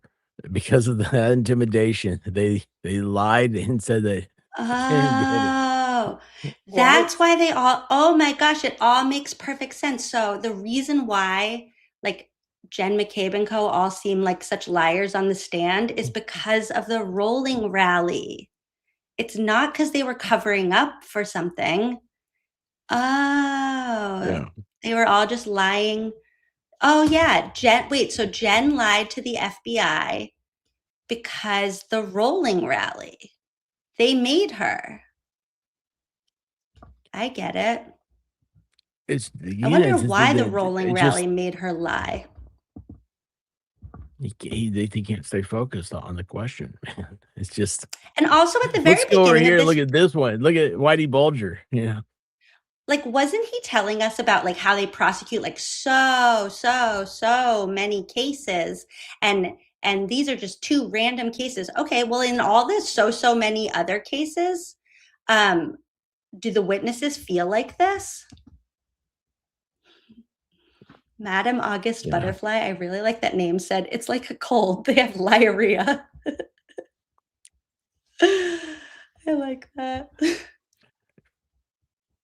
Okay, so I get it. So the reason why we're prosecuting Turtle Boy is because Aiden made them lie. And if they had just told the truth, then Karen would have been found guilty, but they lied to protect Karen because they were scared of the rolling rally. I'm just trying to understand. Is that what I'm supposed to think? So they lied because they were scared of the rolling rally. And if they had just told the truth, then Karen would have been found guilty. Okay. Yes. The So witnesses. like, if we understand the it's fundamental all, again, it's Turtle Boy's fault. way that law Yeah. works is that people come in and they have to be objective when they tell what they saw, and we can make sure. But wait, also according to them, Aiden knew that Karen did it and he was telling the story for her. So he got them to lie. Okay. Yeah, it all makes sense. Perfect. That they can feel that way. That's great. Like that's mission number one. And I wonder what you think about sort of, because not only was there a lot of attention on the case itself in the DA's office in Reed, but then we also had, you touched on it a little bit, the federal investigation that was sort of looming out in the wind that nobody really knew anything specific about. We didn't know exactly what was being investigated. And that sort of, to me, it added so much fuel to the fire. Sure. And, you know, not only in terms of what happened with all the witnesses, from my perspective, is not only, you know, incumbent upon the district attorney's office, but really a lot of those witnesses were also witnesses in a federal grand jury. And I wonder what you think about the lack of, you know, protection of those witnesses by the federal government, because we're not just talking about, you know, so we have individuals who have testified in a state grand jury, a state trial, a federal grand jury. And so we have two sort of government agencies, and one has been able to sort of, I think, escape criticism for their lack of also protecting those witnesses. So right now she's saying, here, I'm opening the door for you to trash Adam Deitch. She's saying the feds in this case did an investigation also, but nobody's attacking them. So do you want to attack Adam Deitch? And we're going to watch this part and then we'll pause this for now. I love that face too. That's a good because I don't want Rob and Jay getting mad. Yeah. And in fact, I think that those witnesses, you could probably talk to them about it. I've never approached a witness about what they said at the federal grand jury. I hate that. I can imagine they felt attacked. I can imagine they're like, why am I here? And, you know, why is it that the same people that went after, you know, Whitey are coming after me? Right. So that's a really interesting is being kind, way of looking at that scenario where I've never seen it before. I've never seen the U.S. Attorney's Office get involved in a case like this. But then, you know, what was the strangest thing is they walked away from it. Yes, it did. So I'm going in one day to address the court on Brian Walsh.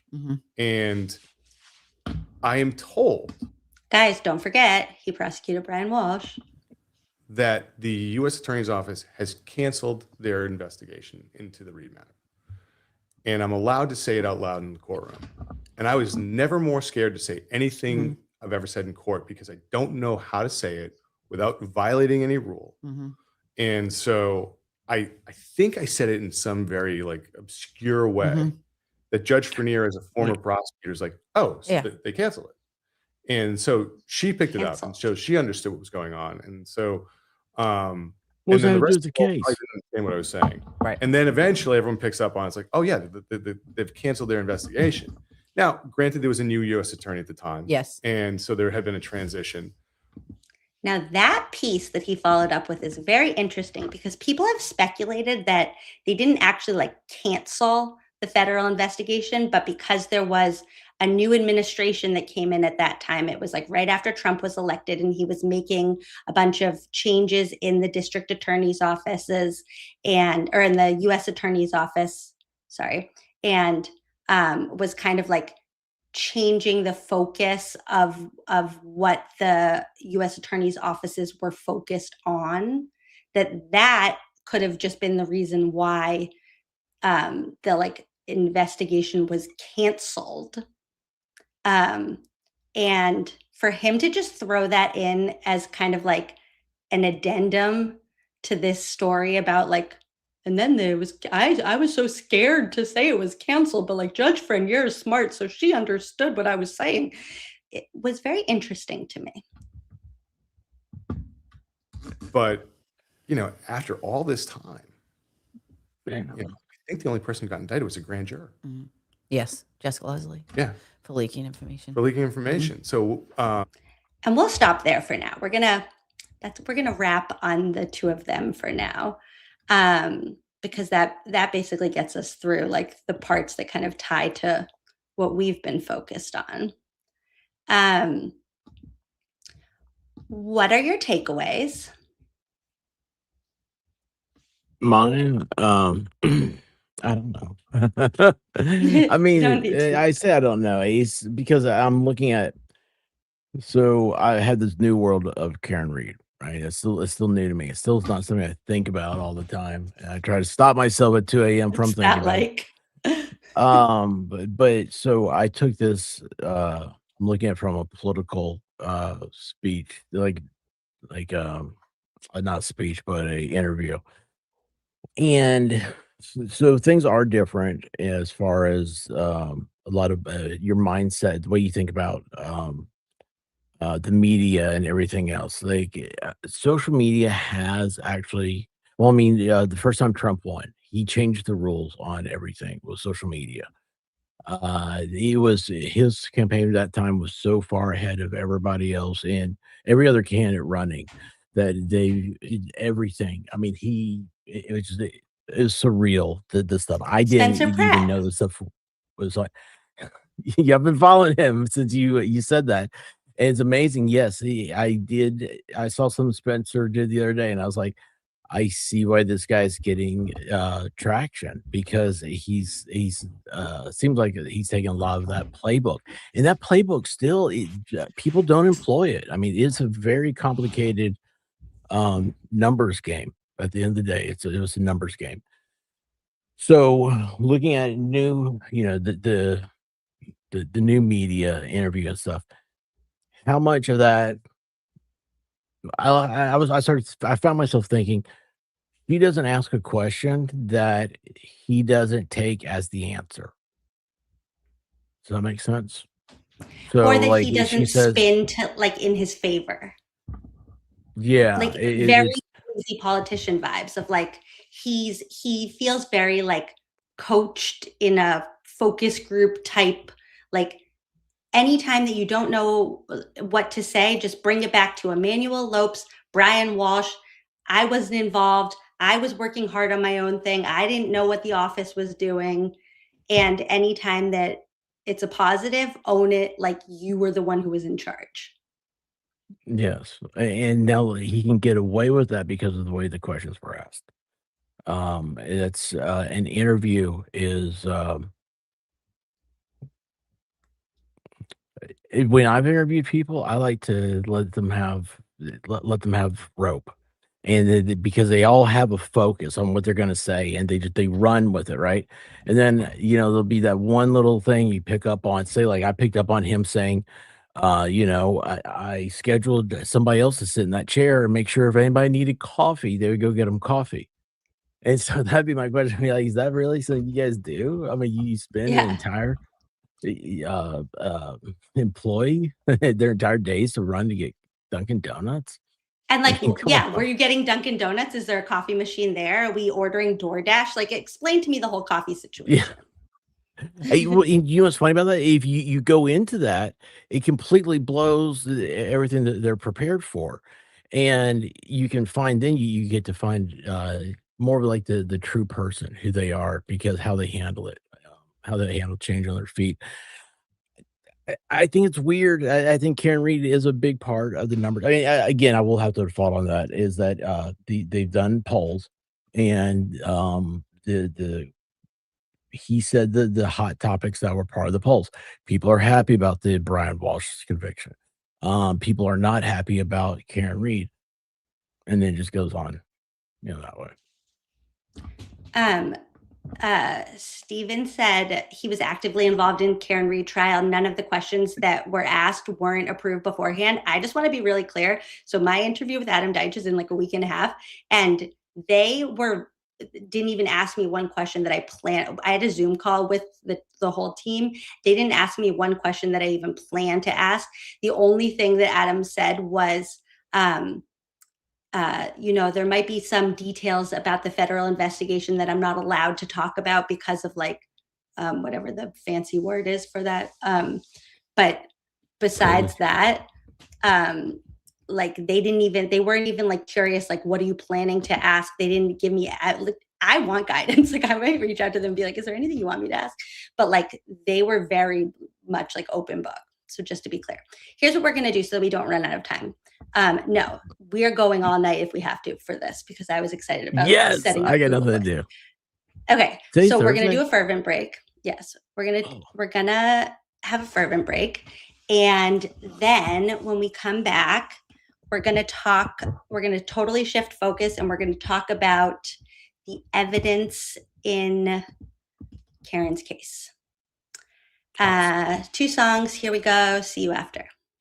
The life of a proctor defender. Send some text that might offend you. Lose your gun while you're out on a bender. That's the life of a proctor defender. That's the life of a proctor defender. That's the life of a proctor defender. I don't even know why this is in the news. All of y'all are acting like prudes. Who doesn't like looking at nudes and sharing those nudes with the whole damn crew? Don't come at me with quid pro quo. I love that man, no homo. Not one text that he planted evidence. That means that it is so evident there's no corruption, so what's the relevance? The feds found nothing except for these messages. They say there was a conflict of interest, but really we all had a common interest. Frame Karen Reed and we're in the clear. Then work with Kev on a cold case of beer. The life of a proctor defender. Send some text that might offend you. Lose your gun while you're out on a bender. That's the life of a proctor defender. That's the life of a proctor defender. That's the life of a proctor defender. Please judge, don't let these texts out. He's been through enough and he's really stressed out. He's got Kerry Roberts backing him up, got Matt McKay backing him up, the district attorney backing him up, and Yuri, yeah, he gave a thumbs up. How about the Emmy? Not so much. How about the laws of physics? Not so much. How about Michael Easter? Not so much. How about common sense? Definitely not. The silent majority aren't on Twitter. For my man Chip, my hands on the trigger. Today in Canton, it's time to kill some. No, sorry, Proctor, I can't say that. The life of a Proctor defender. Send some text that might offend you. Lose your gun while you're out on a bender. That's the life of a Proctor defender. Here, Bear, take the mic. Tell him how you feel. Bitch, get out of line. I call her a whack job. Then I wonder why I got fired from my last job. All these Twitter trolls say I'm looking like a fat slob. Tell the FKR crew they're gayer than a flash mob. If I go to jail, please pick the right cellmate, cause I probably pissed off every single inmate. They say orange is the new black, and as you know, I don't really like black. I can't help that. They annoy me. The only hood I like is white and pointy. Oh! Okay, Jesus, Bear, please step away from the mic. White and pointy. Stop, stop, you're making it worse. It's hard to defend you sometimes. The life of a Proctor defender.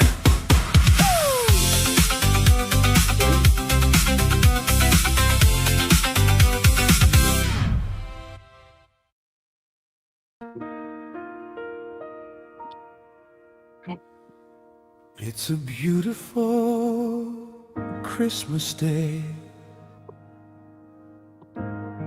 but for some reason I'm feeling gray. My wife asks me if everything's okay. I say it feels like my last Christmas as DA. I wonder how I'll fill my days when there's nobody left to frame. She tells me, pick your 3 chins up, it'll be okay. Make the most of what's left of your reign. You're right. If you laugh at my fat ass sliding down the chimney, that's witness intimidation, and you are guilty. Wanna know what happens when you litter? Don't ask me, ask Rich Schiffer. Wanna expose my favorite family? Just take a look at Aiden Carney. I made sure there was no justice for John O'Keefe. We'll prosecute Farwell, he was such a peach. Too bad, feds, you couldn't catch me. I'll continue haunting Norfolk County. Wait, who the fuck is this guy? I take it back, feds, you're doing great, guys.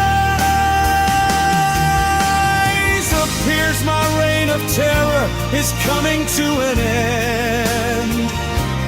Took me this long to comprehend that I was involved in so many setups, but it was me who was the punchline.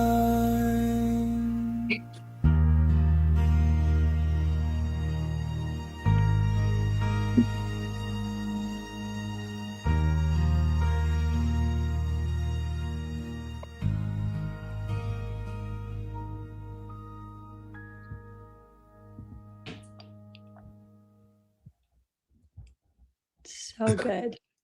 Oh wait, hold on. I have to turn my light on. Oh.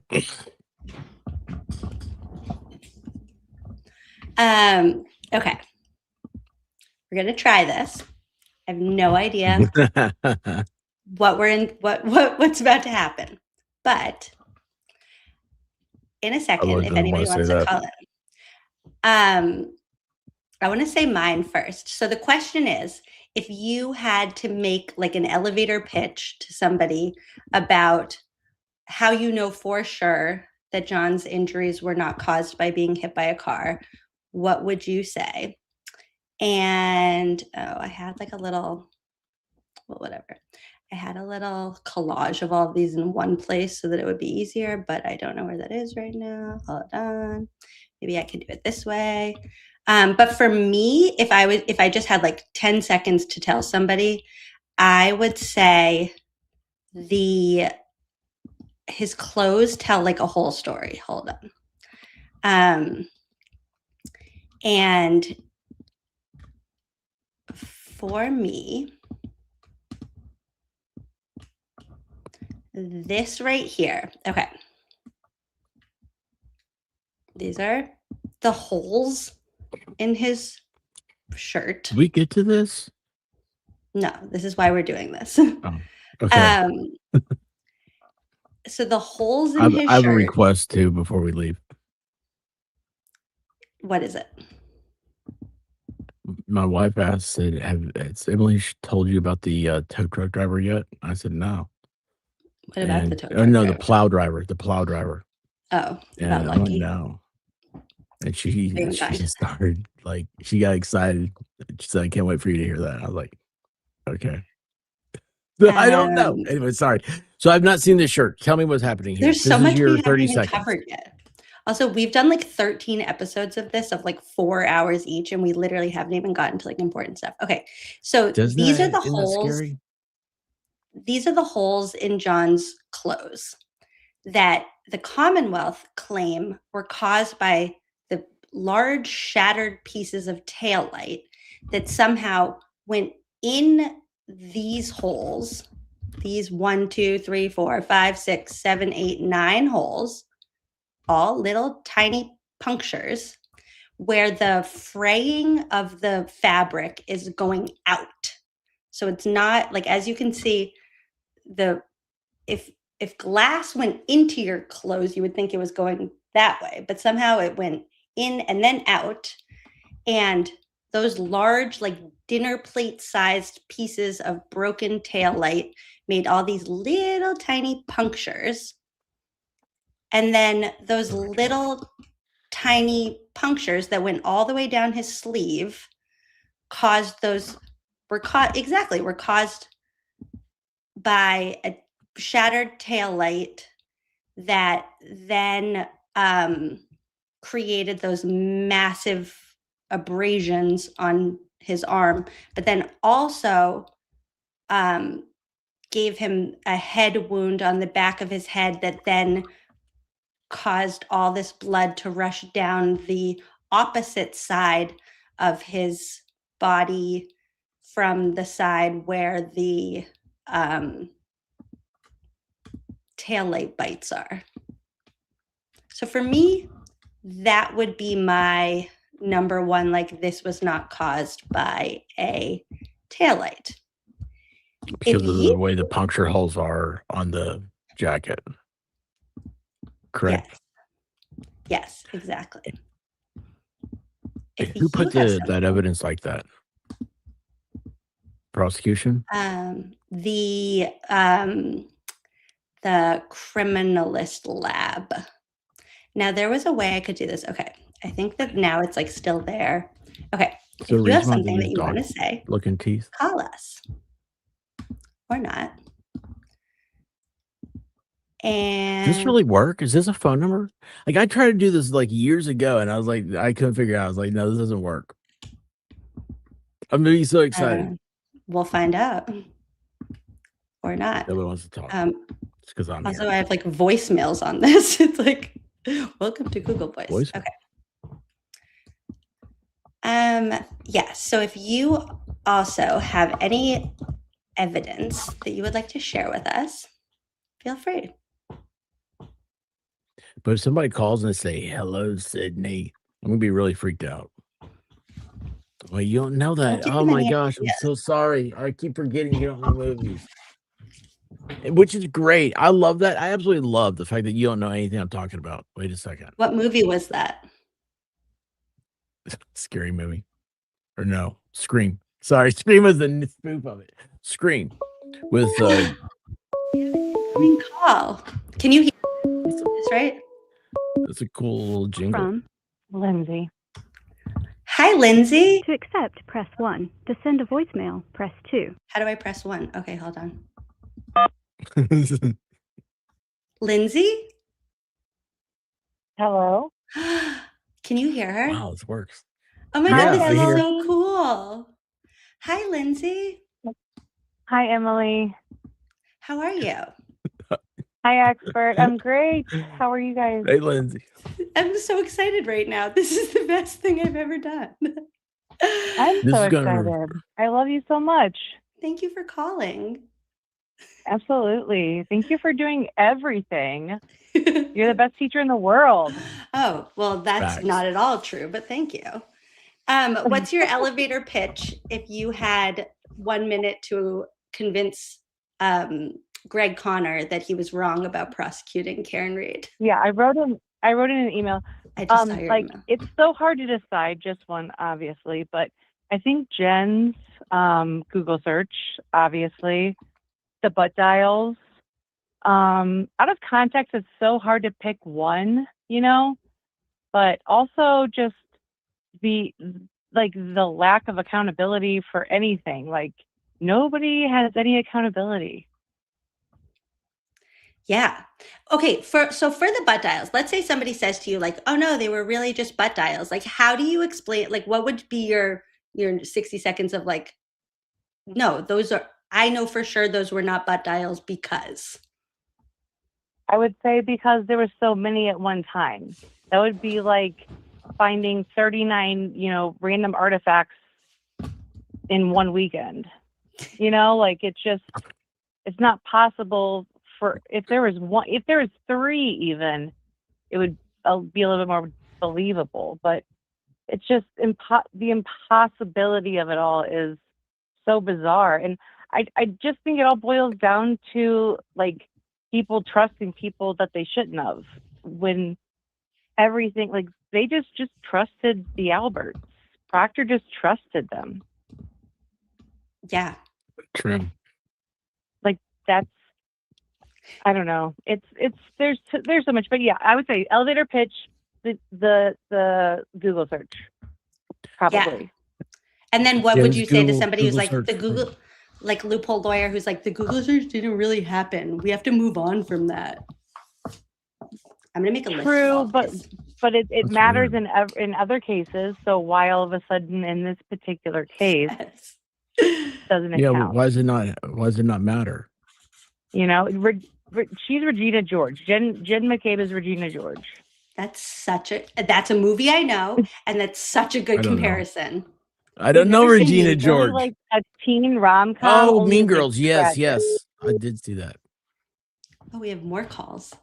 Is that what that Okay. was? I will let you go. I appreciate you so much. I want to let everybody else have a chance to talk to you too. I love you guys. You're our Thank you first for call. everything, This and I'll is the keep best thing watching. I've ever done. Okay, Google search. Yeah, that was I List love dials. this. We means love you. so much to me. I love you, Oh. Emily. Thank you. Thank you. Oh, this is the best. Okay. End and accept. Call from Erin. Hi, Erin.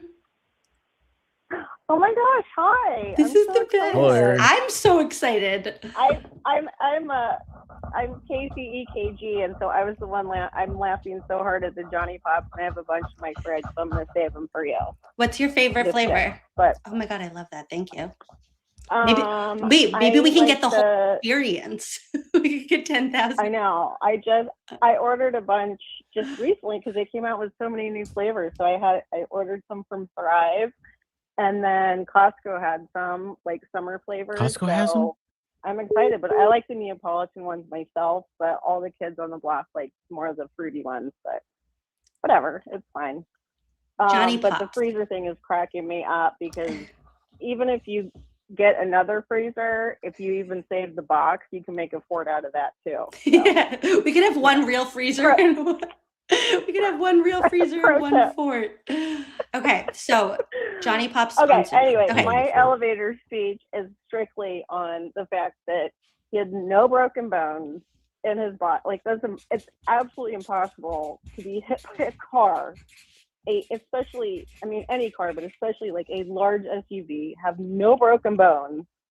And then it's just like, oh, okay. And then, like, I get it. Okay, blunt force trauma to the head, which is what, unfortunately he died from. But that is like a slash just right in the, like, the worst spot. But it's not that if you're hit by a car, that is not at all what is just going to leave the only mark. That, to me, that's just like obvious. It definitely doesn't show intent to kill somebody, right? I'm not from Norfolk County, but I really, it's unbelievable to me, like the Morrissey and I'm infuriated for you guys, and I really hope that Adam Deitch wins for you guys. I appreciate that so much. And like such a good point. It's almost like offensive that they couldn't have even come up with a better explanation for how Karen could have done it, but also like that lined up with John's injuries. Because you're exactly right. Like, you don't get hit by a car. They're like, insanely offended. I'm offended for you guys, and I truly think their original plan was to frame Lucky, which also infuriates me. But I mean, that's like a whole other thing.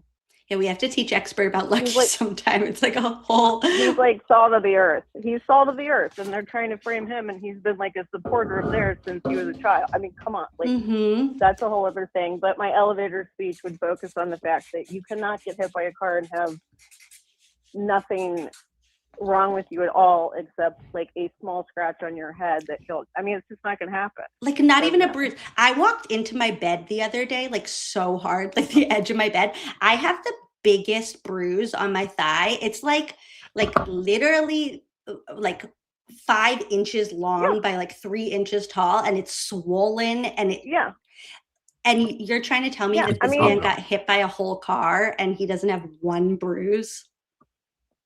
It is absolutely impossible. And these people, it's true. I mean, it is insulting. It is insulting to the intelligence of people to think that that's even possible. I just dropped everything on the floor. Such a good anyway, point. I love you guys. I love Squirrel School, and I love all of your things. Oh, it's great. And it's great. I was watching, just a side note, watching a case with Melanie today, and I was like, oh, at some point I hope Emily circles back on it, because it was I don't want to get into it because it's not fun, but it was like a saw thing, the which you judge. probably saw. I only watched, I like caught up at the end today, and that the judge threw out the charges. Like, that never happens, and good move. Oh, I know. I know. And her, Really Melanie's face when she's shocked is amazing. But yes, I kept thinking, because there were so many discussions before, like, what would a teacher do? Like, all of these things, and there's so many opinions. But that's a side note. But I love you guys. I love Squirrel School. I love all the things. And my elevator speech, which I just probably spent 5 minutes on, is actually just the basics. There's no way you get hit by a giant SUV or any car, even a golf cart, and nothing happens to you. But like bumper technically car, a scratch on your head and a coup country coup or whatever. Yeah, that's it. I mean, there's no way. There's no way. Such a good I like point. the way you said that. Perfect. Thank you so much. You're amazing. Okay, thank you. Bye. That Thank was you for very calling. Thank you. Bye. I'm not good at this because I would stay on the phone with each person that calls for like the rest of the night. No, this is awesome. This is awesome. Like they go, okay, we've had 2 calls, and I'm already so blown away by how give a prize to caller number 10. Mitchell wants a Johnny Pop. But I'm so blown away. It never ceases to amaze me how chat, they always know more than you do. And I mean, maybe not you, Emily, but I mean me. It's always I'm sitting here. Whoa, like I just hung up on you. They come up with. You've reached Amanda with. Oh no! Oh no! Hello. Call from Amanda. Hi, I'm sorry I hung up on you at first. Hello. Hello, Amanda. Amanda. I don't know a way to rhyme with that. Maybe that's her. Call from Cece. Amanda, I'm sorry I hung up on you. I didn't mean to. Hello? Hello, is this Emily? This is Emily. Cece? Cece, thanks for calling into How's Your Love Life? What's your question tonight? Excited. This is Cece. I had emailed you, and I had also emailed the expert, but my 30-second pitch would be the medical witnesses, the medical examiners. Dr. Scotty Bello, she said his death was undetermined, and she sent his brain to a 4 times, what is it? Dr. Stonebridge. Oh my gosh, we haven't even talked about her. No, but the expert does know about her because he had an attorney on his show a long time ago by the name of Rubia. Did you email me about this episode? Were you the one who emailed me about? I did. Yes, thank you. And that would be my pitch because Dr. Stonebridge and Rubia, who is an attorney like lawyer, civil, and she's mainly deals with the medical stuff and brain injuries. It's her field. And she explained it so well, about the subarachnoid hemorrhage that he suffered. Not only just the coup contra coup, okay? Lally tried to spin that in the first trial, how that was the main reason why he had the black eyes, not from a fight, okay? But he also had a subarachnoid hemorrhage, and he had damage to his frontal lobe, his left lobe, and his right lobe. And that would take a couple of whacks to both sides. And, you know, Ruby explained that. I don't know if Expert remembers, because he had two women on. He had Rubia and a young lady. Caitlin. And she knew a lot about the trial. And Rubia was talking about the trial. And I love the Expert. I think he's awesome. I've been watching him for a long time. But because come on, I can hear the but right now. I started watching The Baker a long time ago, and when they had their Dollywood thing, and that had a stream where they had the Friday Night Live with the Dollywood, I watched those episodes as well. And Awesome. I know they got another one coming up. But so anyway, I don't know. I just happened to see on my algorithm on my YouTube feed that he was showing he was going to have a show, what actually happened to Officer John O'Keefe. And I sent that video, his video, to Nurse Kim, to Melanie Little, to Aiden Carney, to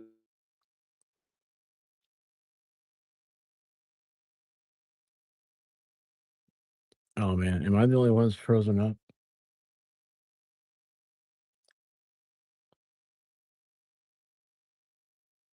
Am I frozen or is everybody else frozen? What just happened?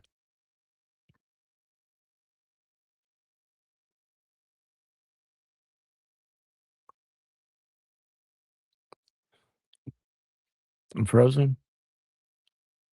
What's going on here?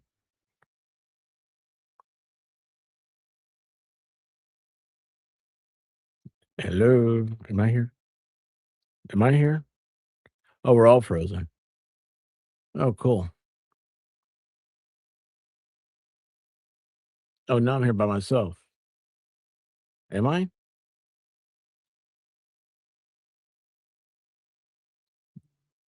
Oh yeah, cool. I just went to saw live. Hey, how you guys doing? So now I'm here by myself. I gotta turn the volume off there. All right, there you go. I heard myself through the earphones. It's really confusing. You can call that number. Talk to Emily. She'll pick up. I'm just gonna hang out here with you guys. You got any questions? See here. Go on with the show. Wait, where'd I go? Cusco, right. Of course, you're always right. Yes, we hear you. Judah Simpson, yes. Hey, Kelly Steffi, what's happening? To be blunt, hey. Nefarious shenanigans. Hey, expert. I am here, right? This is still going on. Ellie must have taken a Johnny Pop break. No, I think for me, it froze up over here. And I was like doing this, and I don't know whatever happened. So I don't know if I'm here or not, but you guys let me know. No, there's no wiggles. Mitchell, you'll love this. I have no power over anything. I'm just continuing to talk until she gets her end figured out. And but she'll be, all she's got to do is she's got to reload her page and then come back into the studio. It'll be fine. See here, Kate from Rhode Island. What do you want to learn? What just happened over here? What? Siri just opened. I don't know what. Oh, wait, hold on. Stop it. That was weird. That was very weird. I didn't say anything. Anyway, purple. I don't know purple. Indigo? What's purple and indigo? Am I here?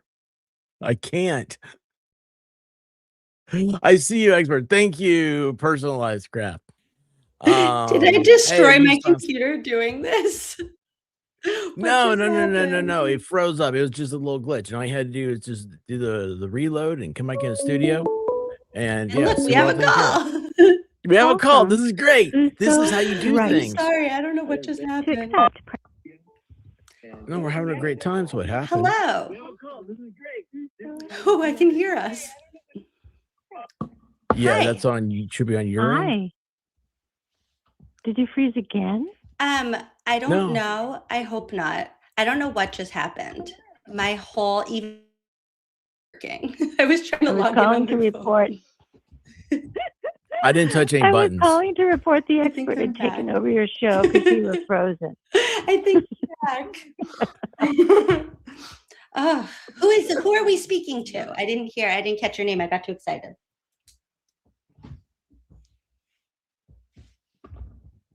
Hello. Lady that called in. I didn't touch any buttons. Oh no. What's happening? Why do I hear myself? Do you hear I us? don't know. We're gonna answer this one. To accept. Hello?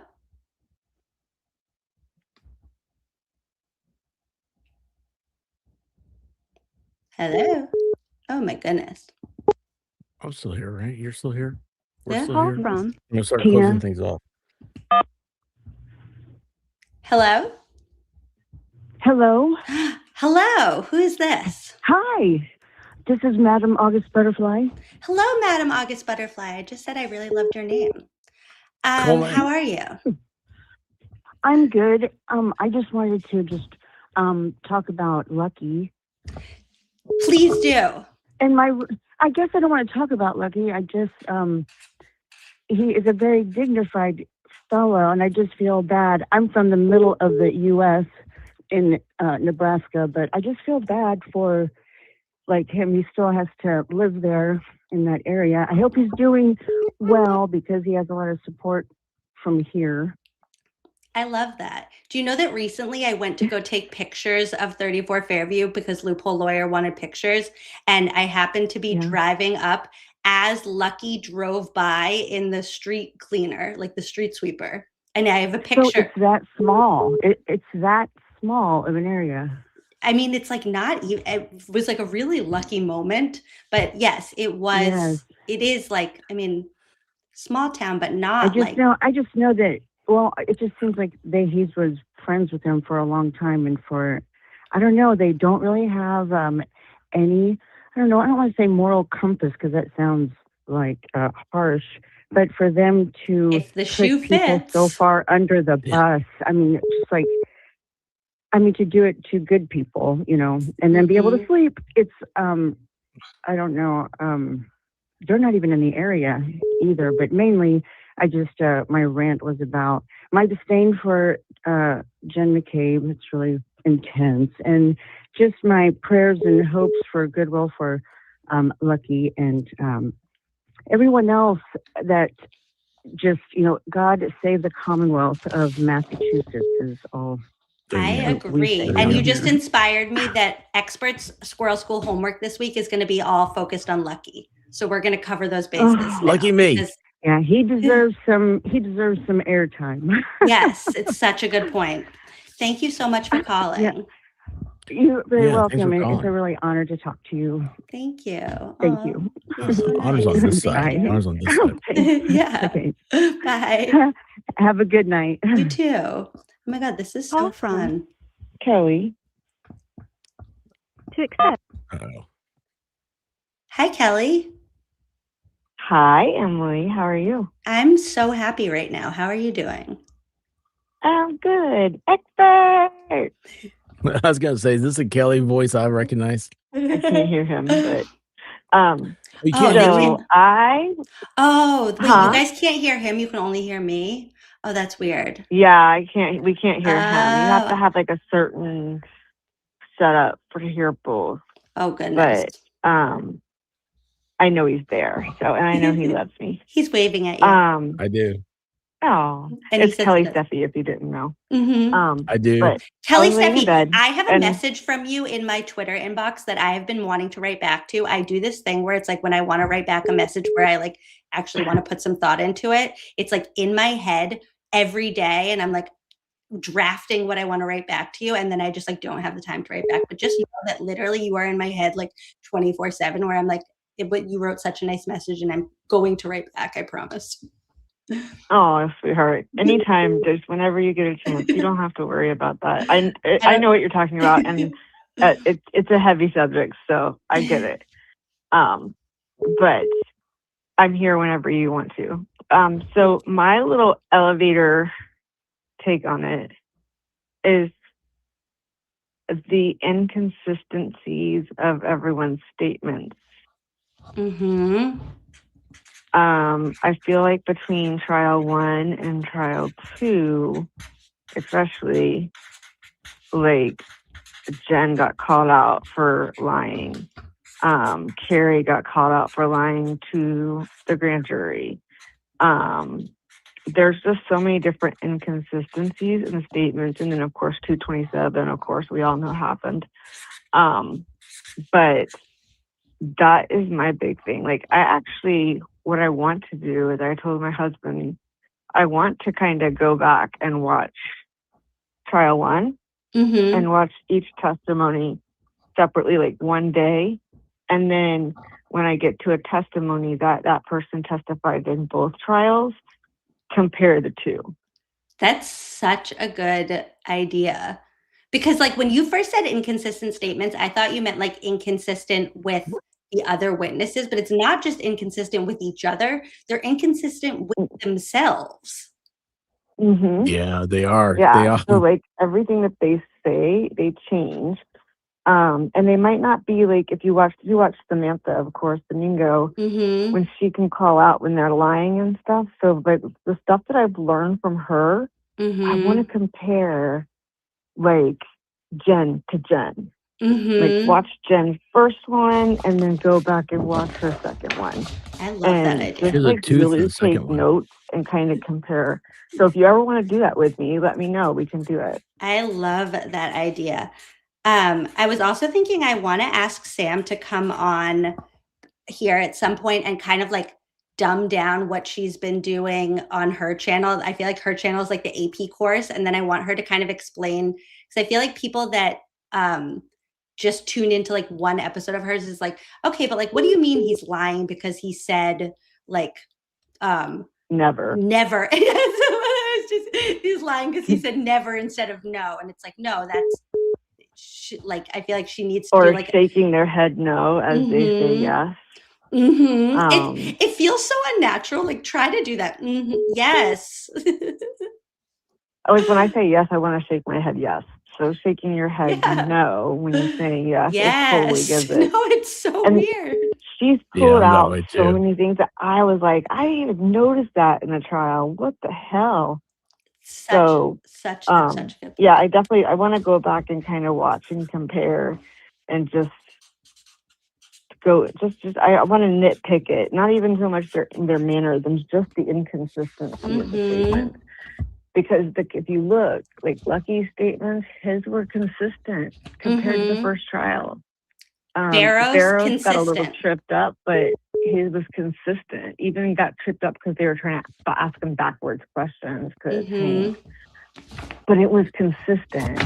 We also haven't even taught expert about Barrows. Yeah. Barrows. Oh gosh.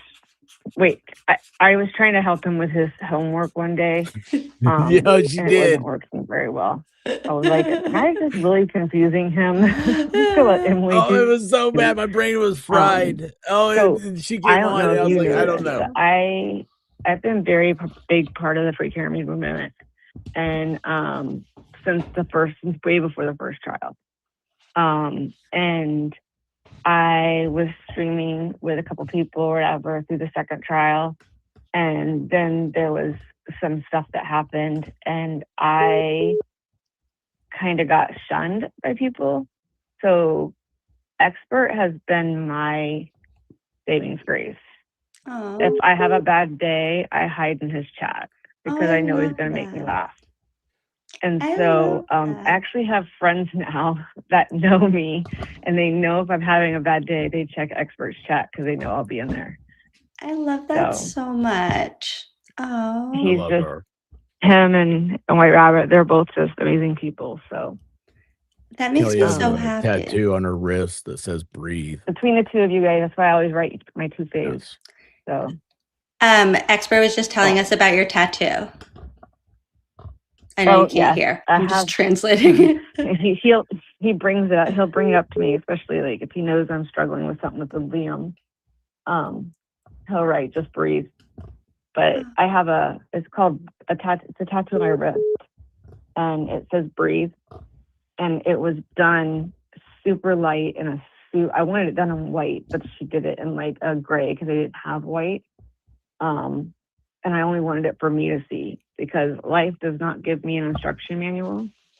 And I forget to breathe because I have panic disorder. And so if I start struggling, I look at my wrist. I love that And so expert much. is really that he's that observant friend that reminds you to just breathe or look at your tattoo, you know. So that makes me really happy. A lot of people tell me, they're like, Kelly, do you know it's really faded? I'm like, no, it was meant to be that way. I didn't want you guys to see it. It's for me. So, I love that. Well, thank you so much for calling. You're welcome. I don't want to hold you up, but anytime, write me back, whatever. Yes, please come back. This was the best. Okay. Thank you. I'm going to answer this one. Love you, Thanks, Emily. Thank you. Good night. Whoop. Sorry for whoever's call I just missed. This is, I like can't even, I'm like, love this so much, you guys. Okay, This is the greatest thing. This is really the greatest thing. Call from Amanda. Amanda? It's Amanda calling back. Hi. Are you who I hung up on before? I'm so sorry. It was not me. It's okay. Hi, it's such an honor to be here. Thank you for calling. Thank you both for being here. Yeah. I wish I could say hi to you, elevator, Amanda. Pitch. I mean, I worked for a major cell phone company for a number of years. So like the phone calls, the butt dials, I mean, that's just physically not possible. Right? Alexis would go up in space as likely as all of those butt dials would happen within like an hour. Like it's just like if you worked at a cell phone company, like if people were butt dialing that often, you would get complaints at the cell phone company. You'd be like fielding calls of people being like, my phone keeps calling people all the time when I don't mean for it to do that. It doesn't happen. We all have phones. Exactly. Like, I mean, sure, we butt dial every once in a while, right? But like, you would get Every time I'm voicemail. naked. You would like call back and be like, "What's wrong with my phone?" Come to the company and say, "Hey, you sold me a defective product." Like, no, in my years I didn't get that, and I worked across the United States with this company, so like, I had been around. I've seen a lot of bills and examined people's, call logs. Examine people's butts. But yeah. I've seen that your butt can't actually do that. I butt dial at least one person a day. Expert knows this. I just called him the other day on Twitter because apparently you can do that. And I didn't even know. Immediately after you notice your phone is doing it, and I immediately hang up, and then I send a text that's like, "Oh my God, I'm so sorry. Twitter needs to deactivate this, so I stopped doing that." Like that is what a normal butt dial is. I butt dial people and either immediately text and say sorry, or I leave like a 4-minute awkward voicemail, and then I wonder for the rest of my life what they heard. Exactly. Yeah. What gets me in trouble is the auto text back on the Apple Watch. That's usually what gets me more in trouble. See, I can't even relate because I refuse to get an Apple Watch. Completely valid. But yeah. So I mean, obviously there's so many things you could say, but just physically with time and space at this current moment, butt dials can't happen in quick succession like that and have, several minute, add up of time or conversation, 30 seconds here, 20 seconds there without having voicemails. Like that's just not physically possible. Exactly. And then imagine if they had voicemails, what it would have heard. Well, but they destroyed their phones on military bases and of have course an upgrade. Oh no. Thank you guys so much. Thank you. Have a good night. Appreciate your work and good luck with Adam Deitch winning. Thank you. I really appreciate that. Thank you, Amanda. So wait a second. So you guys, I've got to tell you. So Emily did dial by accident. She said, I didn't see it till hello, like 12 hours later. Hi. This is Sharon. We've had a couple X messages back and forth. Hi, Sharon. How are you? I'm so good. Literally the best. This is so fun. You're doing good at it. It's going well, I think. Thank you. What's your elevator pitch? What's your reason? I mean, there's all the basics, right, that everyone's already given, but let's focus on, according to both Brians, it had been a long day. It was a long day for them. It was a long day for Jen doing normal mom shit, sports games, all that stuff. Such a long day that everyone was very, very active until the early morning hours. Like, no one drank and passed out and just went to bed. They were all up doing God knows what all night long. Like, it was too suspicious. One of the Alan Jackson's best lines was when Higgins was like, "It had been a long day. I just wanted to go home." And AJ was like, "But you didn't go home." Right, exactly. And I'm like so curious, like, if the federal investigation is really closed, can we get more like FOIA information from it? Like, where was Higgins? Did anybody do like a geolocation on his phone after those time periods? Like, where was he after the police station? Did he go back to 34 Fairview or not? Like, yes. Why don't we know this? I like that. So if the federal investigation is really closed, can we have access? Right, because that's what they always say. Oh, you can't have stuff because it's an ongoing investigation. Well, quote unquote, it's closed. Let's hand it all over. Why don't we have all of that? Like, I have a feeling if I called or emailed, they'd be like, no, we're not giving you anything. It's like, well, why not? But would they say no because it's an ongoing investigation? Interesting. That would be a good way to find out if it was really closed or not. This is brilliant. Like, what reason would they have to not give us info? Such a great point. And if the feds did do any kind of geofence data, like, was it just for that small time period that Karen was dropping them off? Or did they do the whole night to see where everybody was? I mean, I would assume that the feds did all the things because they're the feds. Wouldn't you? Why were they investigating? I would hope so. I mean, I also hope they would have done it on Michael Proctor's phone to see where he was when he said he was. Like, you were pointing out when taillight was collected and how quick it was, and it just doesn't sound believable. Oh, I have some reporting on that if I ever get around to actually just doing it. I compared the GPS data to the Yeah, I saw some of that. So it's like, yeah, that's the car data, but like geofence data would have his phone, like exactly where he was, no matter whose car he was in. He had his phone with him. So yeah, curious. Such a good point. I'm taking like so many notes on this right now. Seriously. It's so crazy that we're all this obsessed with it so far after the fact, but you can't help it. You've got to know what happened.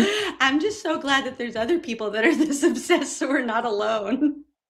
Oh my God, please. I'm in Connecticut and I can't help it. Like, no one around me is this obsessed with it. But I'm like, I need to know. Yes. Oh my God. Jerry's. But I'll let you go and take other calls. I just figured, Thank you it's so been much a long day. It was a long day. Okay. It's a long day. Are you going to go out and party now because you had such a long day? Until I have a couple butt dials first, and then maybe. Okay, you have a good night. You too. Good Bye-bye. night. Yo, I'm not being rude to you if you call in. I feel bad that you can't talk. Trust me, Is this they're the not Amanda missing I hung up on?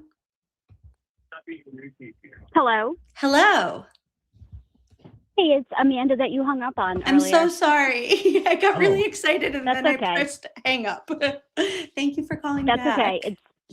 It's Amanda from Law Girls. Oh, hi. Hey, Amanda. Hi, how are you? I'm good. How are you doing? Good. Is So little I law have girl a feeling question better? Yeah, she's sound asleep now, thank goodness, Good. but her allergies were killing her. So I needed her to mod for me anyway, so it worked out. What is Okay. that? Oh man, was she hearing? So I have a question for Adam Deitch when you interview with him. So how would he change, if at all, the way that information is like released through, you know, how like Corey requested the documents or whatever? Like, how would he change that process? Good question. Plan for how info is shared. Is it, you might know this better than I do. Is it not typically just, is this not the tip? Like, are there other district attorneys' offices that are more transparent than this? Yeah, so they do things way differently in different offices. It's so weird. Like when we listened to Greg Connor earlier and he was talking about how they do like judicial reviews or whatever, and he's like, oh, they do it like that in Middlesex. I was like, what the heck is that? Like, shouldn't it be the same across the whole Commonwealth? Yeah, that's a great point. I need to go back and like watch exactly what. Yeah. Rules of court will change. Yeah. So I don't know, but I hope Adam gets in for you guys. We specifically, you know, are trying to help you have a good district attorney because you and your family deserve it. Thank you so much. You know, and yeah, so the thing that I wanted to say for my 30-second elevator pitch is Dr. Russell. Because she is near and dear to my heart. I listened to her Daubert hearing, which was like so painful to listen to because it was such a long, you know, such a long Daubert. And it was so, I don't know, like painful to watch her have to go through that for a day or day and a half or whatever the heck it was. And so insulting to her, like what an incredible woman. So. And the best part was that she knew how, like, talk about somebody who like knows their worth. Like if anybody needs a lesson in like self-esteem in life, like she sat up there and was like, you can throw whatever you want at me. Like I'm very, very good at my job and I've done all the things. So try me. Yeah. We actually had, so I have little law girl do weird things for assignments, just like, I don't know, for homeschooling. And one of the things that we did was we reached out to Dr. Russell and talked to her about the manner and cause of death in the movie Jaws, what it would be. And she's like, actually, it was so fun. Side note, Tim Bradle's favorite movie is Jaws. Well, then maybe that's a movie I should have to see. Yeah. You'll never go in the water again. Said the manner was, I can't even remember now what the heck it was, but it was so cool that she responded. It was, the manner was accidental, and then she said probably it would be exsanguination or drowning, depending on the exam, secondary to the shark attack. Interesting. Yeah. Oh my gosh, what a cute assignment. I love that idea for an assignment. So cool. Can you drown if you don't have lungs, though? You have to come up with, you know, stuff, be creative. And she's writing her capstone sophomore exam right now is writing why Adam Deitch should be, or what difference it's going to make for Norfolk County when Adam Deitch is elected. So maybe I'll send it to you and you can grade it or something. Oh my gosh, I love that. Yes, I would love to. Okay, thank you so much for calling. Yeah, have a good night, guys. I love this. You too. Bye. Thank All right, you. bye. Oh my gosh, this is so fun. Call from Cece again. We got disconnected. To accept. Hi, Cece. Hello? Hello. I'm so sorry I froze on you. I all I knew is the call that's dropped, frozen. and then I turned the volume back up and to see what was going on. And poor expert was there by himself, and I didn't know what was You happening. can't hear me though. So I'm But, glad you could then. you know, and everybody else is bringing up some of what I was going to bring up. Like I was talking about the medical. I mean, John didn't get hit by a car. His body spoke to all the medical examiners as to what killed him. And, you know, like Dr. Russell, like the law girl's woman was just saying. But, you know, Dr. Stonebridge really just, I don't know how they did not find her innocent in the first trial. I couldn't believe it. Okay, because listening to the House defendants, none of them made any sense. You could tell none of them was telling the truth. The most truthful people on there, the defense didn't even cross-examine, like Officer Barrows, which I know expert doesn't know who he is yet, but he's the one who said the tail light is not broken like that. It had a I crack have a in note it, but to that was myself. it. Barrows homework, Lucky homework. And Lucky did not see a body, and he knew the Alberts. He grew up with them. You know, why would he lie? And he didn't lie. You could tell who was telling the truth on that first trial. You could tell who was honest. And Dr. Russell, unbelievable. You know, the injuries on his body spoke to the medical examiners. Those were dog bites. Like you said, that shirt, the holes in the shirt. Teeth went in there, made little bitty holes, but then the shirt stretched and he went down and made the scratches, you know, lacerations and things. So it just, and this guy Connor that was on, oh my God. I don't live near you. I like I'm originally Cece. from New Orleans, but I'm in a little small town in Arkansas, and it's all about the money and who you know. And if you're from off, you're not really welcomed. And Karen was was from off, okay? And they were framing that girl. And I am so proud of each and every one of you all. Everybody, all of the first time I ever saw anything about this trial was watching Tom CPU. I had heard on the news about it happening. And I remembered what it was about Dr. Stonebridge. She was a 4-time board certified in different biology type medicine, you know, neurology, I mean, all these different things. That woman is brilliant. And the defense didn't cross-examine her. But you know what? They didn't do that to people that was stating the truth. And they thought the jury would get it and understand. He wasn't hit by a car. He was punched a couple of times and went back and something hit him in the head.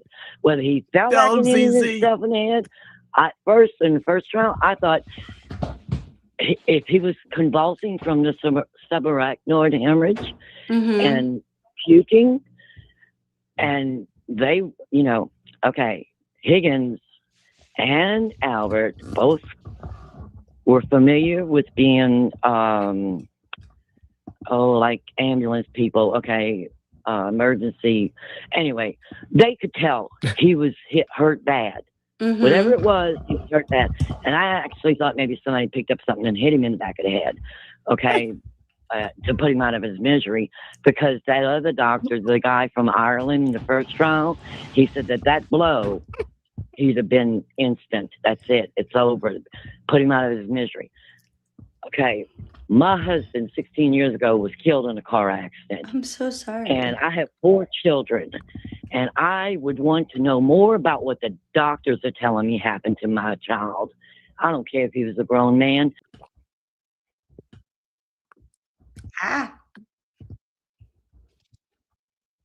didn't push any buttons. Jennifer McCabe and all these other people, and Lally, and not really want to hear the doctors explain to them how their son died. It's just, you know, that's it. Wouldn't you want to know what killed your son? I feel like I can't even. Yes, I mean I can't even think about that. But I am worried that they were sold a story at the beginning, and then it's like your brain doesn't let you go. I didn't mean to do that. I'm sorry. That your brain doesn't I didn't mean to do that. I'm so sorry. I'm talking to him. What? I just clicked a bunch of buttons Love and you, I didn't mean to, Cece. and I'm so sorry. For some reason, Oh, Cece, every yeah, time you that need you're to put- you on, need to I put the mess screen up. everything up. I could hear you. Everything is fine.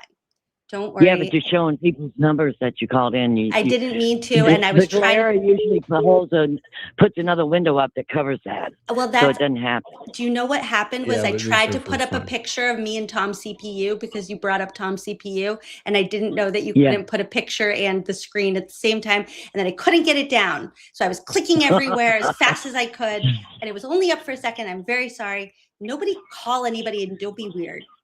It's Squirrel School. You are Nobody's so awesome. No one's You weird are in so Squirrel awesome. School.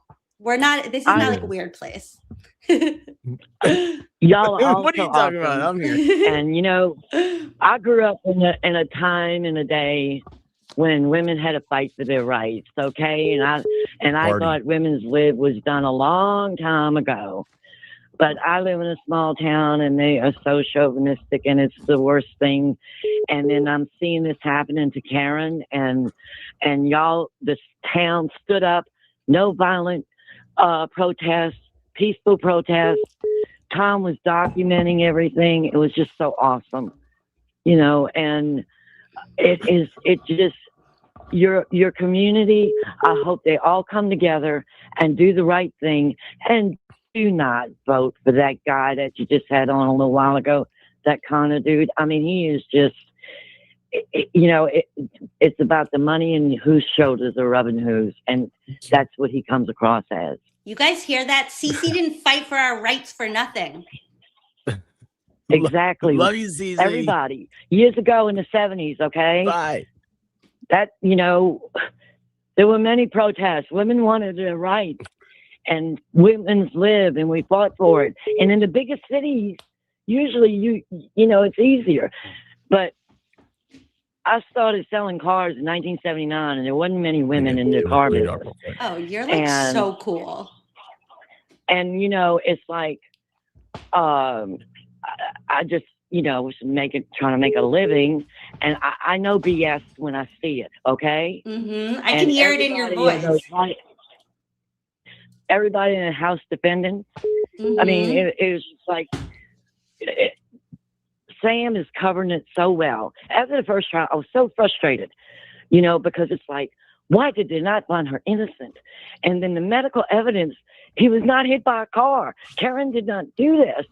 And I was like emailing everybody, Aiden and everybody I was telling you earlier. And, you know, Nurse Kim had just started her channel, and she was a nurse. And I said, okay, I'm sending this to her. I'm sending experts video of having Rubia on, talking about the hemorrhage and the damage to the frontal lobe, the left lobe, the right lobe. You know, those were from blows, man, the ones in the front. That didn't have nothing to do with the back of the head. And all Allie wanted to do was talk about the back of the head causing the black eye. That's all he wanted. He wanted to mislead the jury. You know, see really this, though? irritating. Expert's been trolling us this whole time, acting like he doesn't know any of this. And meanwhile, he was breaking news before I even had a YouTube channel. So thank you for pointing that out to me. Now I know. But he didn't cover the trial. Expert did not cover the trial. I know. He did not cover the trial. And if you watch that video, he had Rubia on here, another young lady who knew the trial, and she watched the trial. And they were having lots of conversations amongst each other. And I don't mean this as an insult or nothing to the expert, but he gets a little sidetracked. And that's why I love Rob and Rob from Law and Lover and EDD. They have the ADHD, okay? I may have it too. I don't know. But back in my day, nobody was diagnosing. But when my children were going to school, who are grown adults now, y'all's ages, okay? And they, you know, I know a lot of children were being put on medicine for ADHD, you know, but I get sidetracked. Everybody gets sidetracked, you know? Cece, we love and we you. all go off. We do. It's just who we are. We're human beings, you know? And hey, now that I'm almost 72 years old, my memory don't work so good either. And, you know, I still get sidetracked. But, you know, you Look guys, at you. You're calling into wonders. YouTube shows. You're following all of these people. Like you know what's up. Yeah. You're 72 years young. I watch I watched the O.J. Simpson trial. Let me tell you what. When I was a kid, my dad watched Barry Mason, so I always liked trials, and I always followed trials. And then I like, okay, you're such an awesome mom, and I know you have your hands full with your child. And I've had a couple of my children had to go through some medical issues and things like that, and you had to deal with doctors. So yes, and you know what? I didn't go to college. My parents. You graduate from high school, you get out and get a job, and they didn't encourage college, and I didn't know nothing about scholarships. So with my children, I was very involved, and I wasn't a teacher, but sometimes I felt like, what are the teachers doing with these kids all day long? I feel like I got to teach them everything when they come home and make sure they learn for their tests or they do the homework. But anyway, I'm proud of my children. One of my daughters got a PhD. And they went to college. Congratulations. And they're smarter than me. I'm not all that smart, and you know what? I see you guys, and even Aiden, even though he acts like he's a chauvinist, no, you know what? I've written him, and I've told him that I'm so proud of this generation of men these days, because he was taken up for a woman, and these people want to rag him and all that stuff. He's gotten mixed up he's made some bad decisions, I'm sorry to say. Part of my job years ago, too, was I was a bartender. So you got to know people and how people party and how people make mistakes and, with alcohol and all that kind of stuff. But, he is doing the right thing. His freedom of speech is trying to be taken away. And this guy Connor is going to do the same thing. He's going to try to go after him. And that is so wrong. So wrong. And, I am proud of everybody, all of you, your whole generation. Y'all are doing good. I was getting disappointed. I didn't like the way, our country's going to pot right now, but you guys are smart and y'all are going to figure it out. We got it. We're going to do it. And I love you all. Cece, but anyway, you're phenomenal. We love you. The medical people, I don't get in chat. I don't know. After the first trial, I was talking to my oldest son. One of my sons lives in Sweden. That's why I started watching Baker, okay? Because I wanted to see what the culture's like in that part of the world. My son moved to Sweden. He was his dad's best bud, okay? And he got offered a job, but he first moved to San Jose right afterwards and everything. And he was just, San Jose. Living his life and trying to, figure things out. But he got offered a job in Sweden. He's a computer programmer. Oh, he's smart. And I have a beautiful granddaughter that I hadn't even got to meet yet because she's in Sweden. Aww. And my oldest is in North Carolina, and my other one's in Oklahoma. So I don't even get to see my kids. So watching you guys, it's my company, okay? And I love it. Cece, that makes me so happy. I was thinking, people are making money and people are having a job doing this YouTube stuff. And I was like, somebody needs to start talking about Dr. Stonebridge, because I was emailing everybody's experts stream and they weren't talking about it between the trials, because the witness list came out for the second trial, and Brenden was not going to call Dr. Stonebridge. And that was their own medical brain doctor, okay? And he wasn't going to call her. And neither was the defense. But, oh my God, I was so glad they came out with Dr. Lopasado. You've lived and people overlooked her because her tattoos. People overlooked what? People overlooked Dr. Stonebridge because of her tattoos. Oh, a tattoo and a green dress. Mm-hmm. Melanie Little had to stop her stream and chastise her chat while she was testifying. And she says, this is the brain doctor, people. Pay attention. Stop talking about her dress and her sleeve tattoos. This woman is telling us what killed John O'Keefe.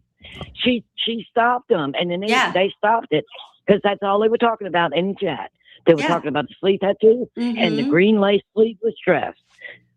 And, that woman was smart as can be. And I hate to say it, but like my daughter that has her PhD, You know, but that girl, and Rubier recognized it.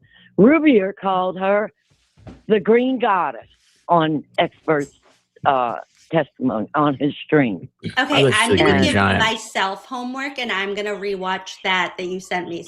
And I'm going to know exactly what you're talking about because I need to watch that. Well, I hope you do. And it was awesome.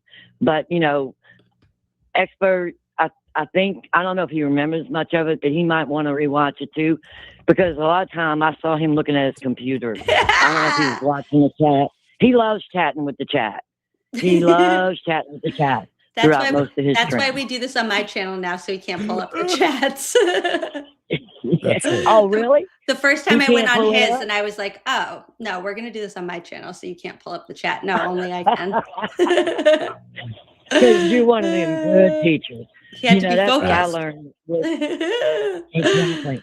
That's what I learned with raising 4 children, is that, unfortunately, the school system, they are really good teachers that love doing what they're doing. Mhm. And there are some teachers, I hate to say, I don't even know why they're in that occupation, because they don't even seem to like children. And, I mean, it just, you know, it really used to just irritate me, because sometimes I'd feel like I was having to be the teacher at home. And I was a very involved parent. My kids were in band, they were in soccer, swim team, health coach, everything. And, you know, I just love my children, and it is such a joy, every accomplishment, each time, like watching the joy in your face when you're talking about you and Carter's good days. It hits my heart, and I love it. And you're awesome. But I need to get off this phone. Cece, you're welcome anytime. Thank you. Keep talking forever. Well, thank And you so people much used for to calling. accuse me of being from up north, and I'm not from up north. Oh, I could tell And, that. you know, I can tell that from your voice. I lived in Dallas for a while. I worked at one of the biggest Chevy dealerships there, and people would say, "You're from New York," and it's like, "What?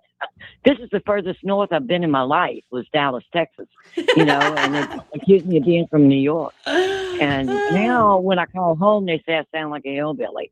But anyway, so I don't know what I sound like now. But You sound like a very smart, passionate, and loving person, and I really appreciate that you took the time to call us. you are too. And Expert, he's awesome. He's a people's person. He says loves yes, talking ma'am. to the chat. He's a gentleman. What? He said yes, ma'am. He's a gentleman. He is. I know he is a gentleman. He is, and I love he Cece. is. He acts silly, but he's a gentleman, you know. And there are some creators that are a little.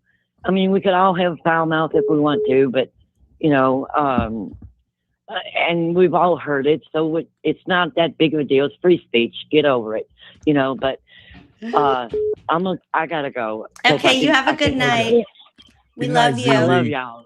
Thank y'all for what y'all do. Bye. We have another caller. Oh, you're loving this, aren't you? To accept, press This is 1. my- To send I a will do voice this all message, night. press 2. Love my children, and I love. Oh, Cindy from Virginia. Anyway, every accomplishment. Hi. Hey, Cindy. Hi, Can't how hear are you you? today.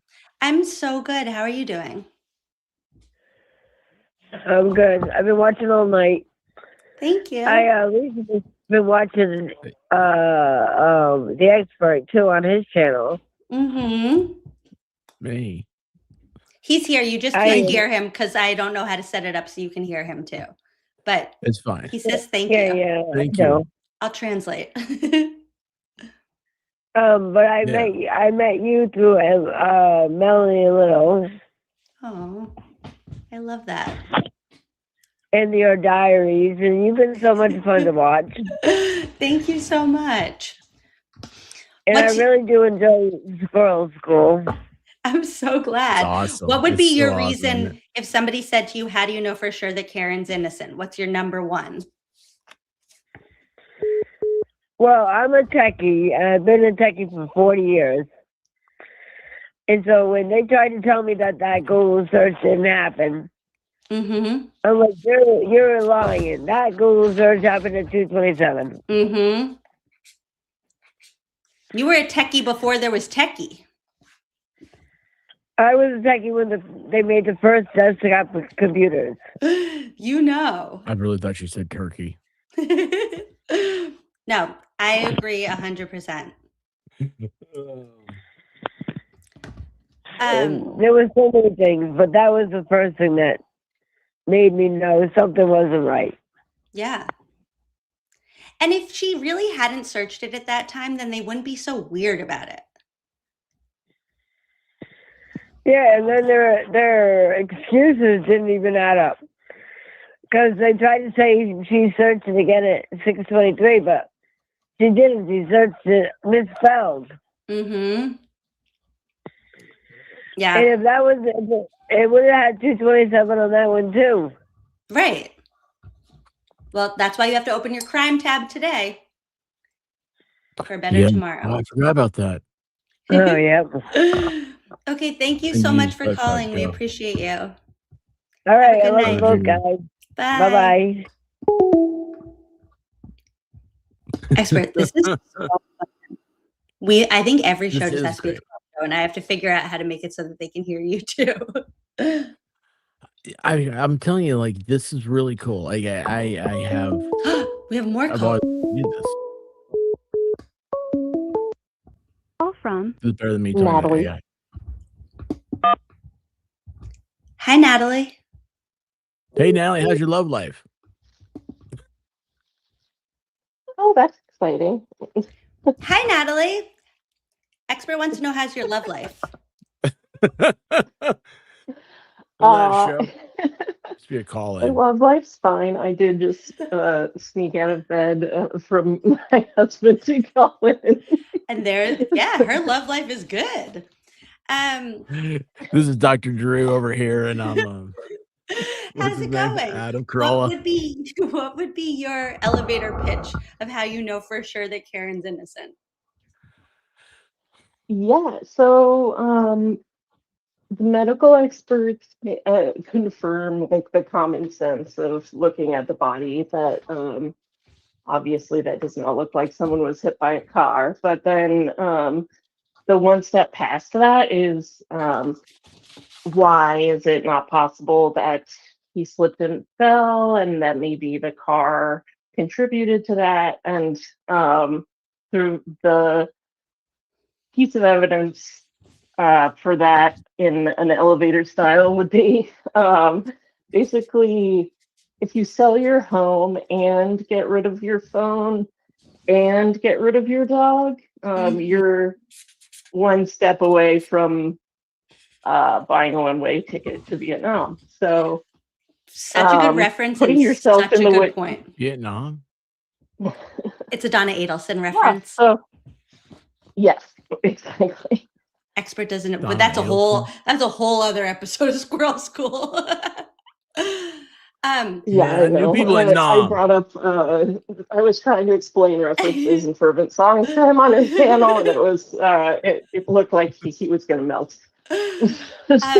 Something I say all the time, when you said it was selling the hard. house, and if you saw where they downgraded to, it is like, to me, that's all the jury would have needed to see. Like, you sold a house that like your parents built, that out of the 6 siblings that you grew up with, your parents gifted this house to you, and that this was a family house for generations. Like, this is like the American dream house. You have like a quiet suburban street with a pool and like in a nice town, and you left that on a whim to go into like a dumpy townhouse across the street from a gas station and a liquor store. No, nobody does that. It's just not a thing. Yeah, it's the timing is so obvious. If you were just like had been thinking about it, you would have done it like 2 years earlier when the housing market was insane. Insanely favorable for doing that sort of thing. And if you hadn't been thinking about it, why just start? And even if they wanted to move to be like, the house is a tourist attraction now. Like, it would have been crazy if they still lived there. Like, not only would it be people driving by, like trying to take pictures, but then also it would be like trying to see them coming and going and this and that. But then you move to like a comparable house in the same town or a similar town. Like, the way that they downgraded to me was like, you need to save money for your legal bills because you're worried. Right. And like the timing doesn't line up with when everything started getting a lot of attention. It lines up Such more a with good point. when heat started coming from like the FBI. That's such a good point. I mean, I guess that they do kind of overlap because Aiden just happened to start writing about this the same week that the FBI visited them. So it's kind of hard to like parse out. Fair enough. Yeah, I'm thinking of like the explosion of the actual first trial starting. Yeah.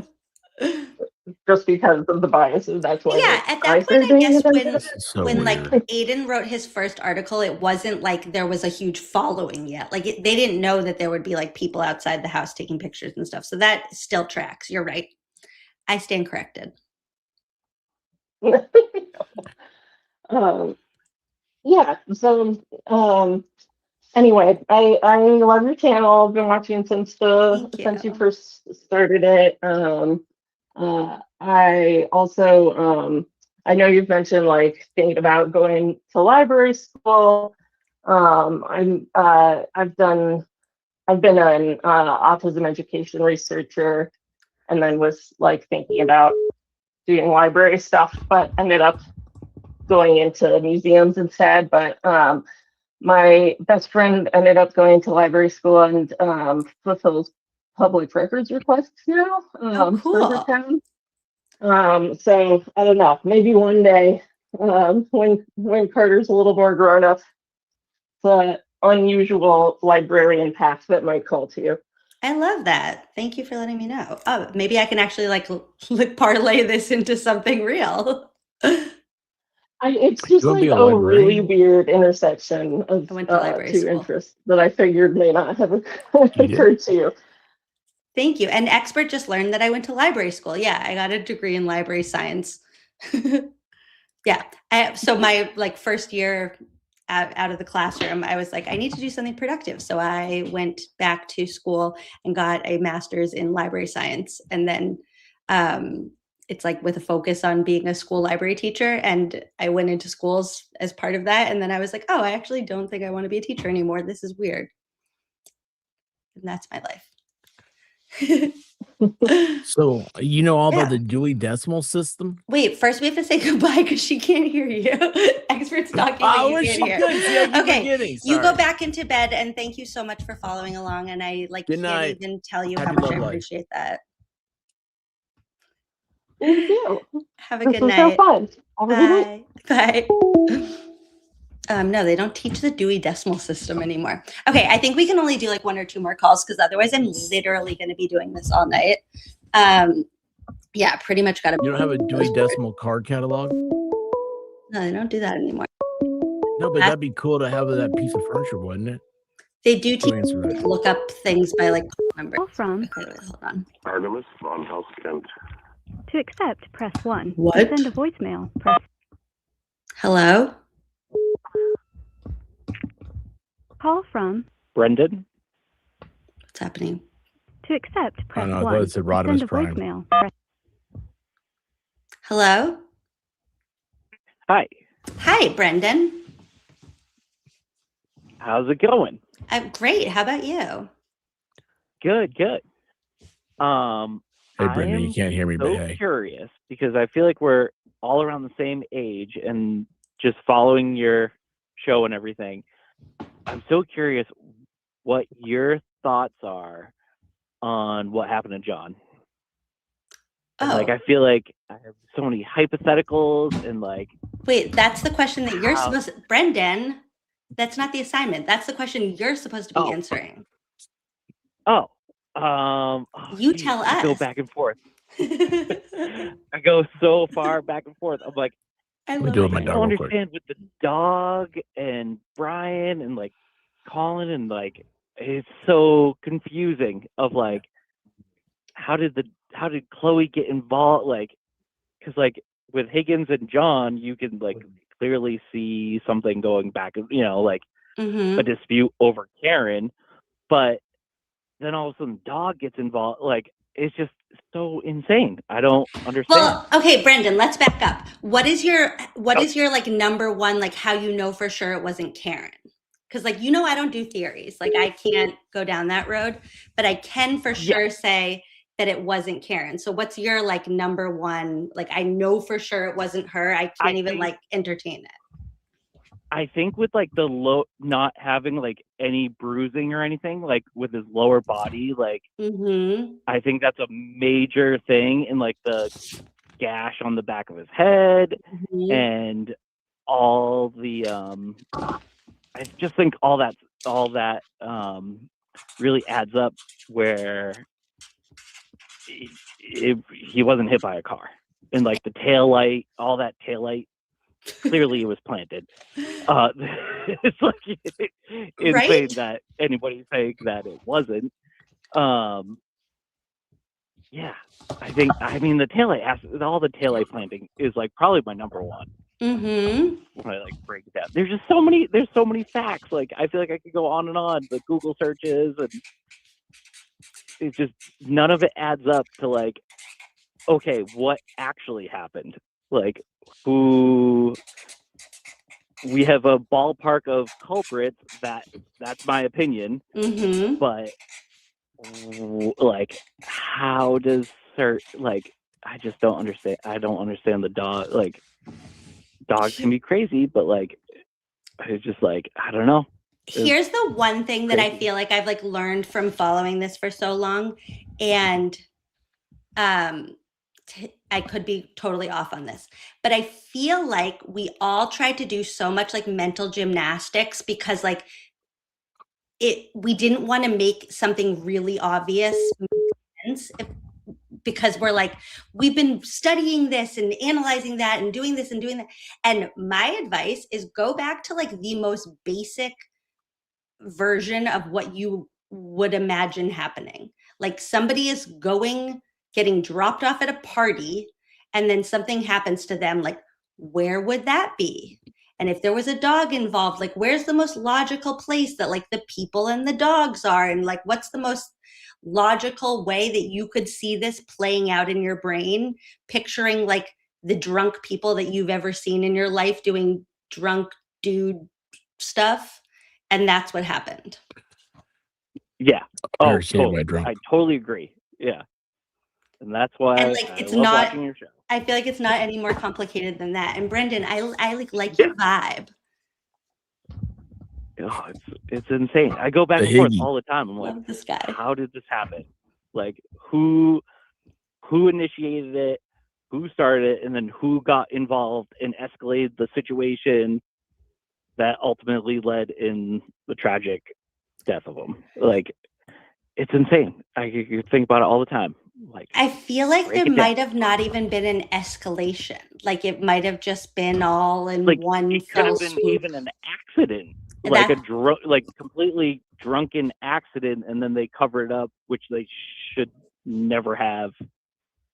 Like, who knows? You just you don't know. There's so many hypotheticals, and like, but there's just so many facts that support he wasn't hit by a car. Exactly. And then it's like, okay, Brenden is our people. all the players involved. There's so many different, like, all the phone thing. I mean, everybody's talked about all these different things. So like, I keep bringing it up all the time in my head of like, it's insane. But I love what you're doing, and it's amazing, and you got to keep up the awesome work. Thank you. Thank you so much for calling. Yeah. Oh, thanks, Brenden. Thanks for picking Have a up. good night. You too. Bye. Brenden, I We have hope your another love call. life I feel like at is some point we Hi, need Shane. To accept, press 1. To So send the a Shane I voicemail. know. Hi, Shane. Hello. Hi, Shane. How are you? I'm great. How are you doing? I'm pretty good. I have a statement and a question for the talent there. He can't respond, but I'll translate. Go ahead. What does he wear sunglasses? Why do you wear sunglasses? Well, you can hear that. I don't know why I'm translating Yeah, I that can way. hear him. I can hear him. He can't hear me. I mean, at night. It's nighttime. Well, I'm also inside. Wait, I think there's a Shane, hold delay on. Wait, because Shane, he's answering. Hold on. You just can't hear, but he's answering. Go ahead. I'm inside too. Well, I'm watching my He said it's TV, but I nighttime. think I'm that like, we're it's about inside. like 30 seconds behind each other. Yeah. Why does it bother people so much that you wear sunglasses? Does it bother Shane? Does it bother you that he's wearing sunglasses? Well, it's kind of weird because I look at that DJ, like cab guy, Mm-hmm. and it's kind of weird. It's kind of like, I don't know. Okay. Like I'd rather look at somebody's eyes than look. Oh, here we go. Okay. So it is really bright. I'm about 12 inches away Anyways, from a I don't even like 32-inch these monitor. sunglasses. Yeah, it's Shane. You can't hear, but it is a lot. Like I just turned my ring light off, but it is a lot to like look into, like a ring light and the computer for this long. And I think that I took 3 Advil during the Fervent Break, so it really does kind of mess with your eyes a little bit. Ooh, I like these ones. Those are cool. I like these little so anyways, I have a challenge for Kate Peter, and I kind of wanted to come on your channel because I think there's like 600 people in here. I offered her $500, and I DM'd her, and she answered me back. She said, like, what do you mean? So I said to her, I said, if you can not talk about Aiden for 1 month, I will give you $500. No DMs, no repeating stuff, no retweeting shit. I will give you $500. And she hasn't answered me yet. Shane, I hate to break it to you, but she's probably making more than $500 a month talking about Aiden. You think so? Yeah. Yeah. I mean, I don't know. I don't follow. I like to stay drama free, so I don't follow a ton of that. But I'm not entirely sure that is as enticing as you think it is. But Shane, can I offer you a little bit of advice? I don't think you should worry your pretty little mind about what other people are doing and who other people are talking about. And I think you just stay focused on the things that are important to you and the things that bring you joy. And if it's not bringing you joy to see Kate Peter talk about Aiden, then like, don't look at it. Go somewhere else, and then you'll feel much better about things. And then you'll save $500, and you can spend it on Johnny Pops. Johnny Pops. Oh, I'm such a bad sponsor. You're right. Well, I agree. I agree with that. I mean, yeah, I don't worry my pretty little head about it. It's just that it was a challenge, right?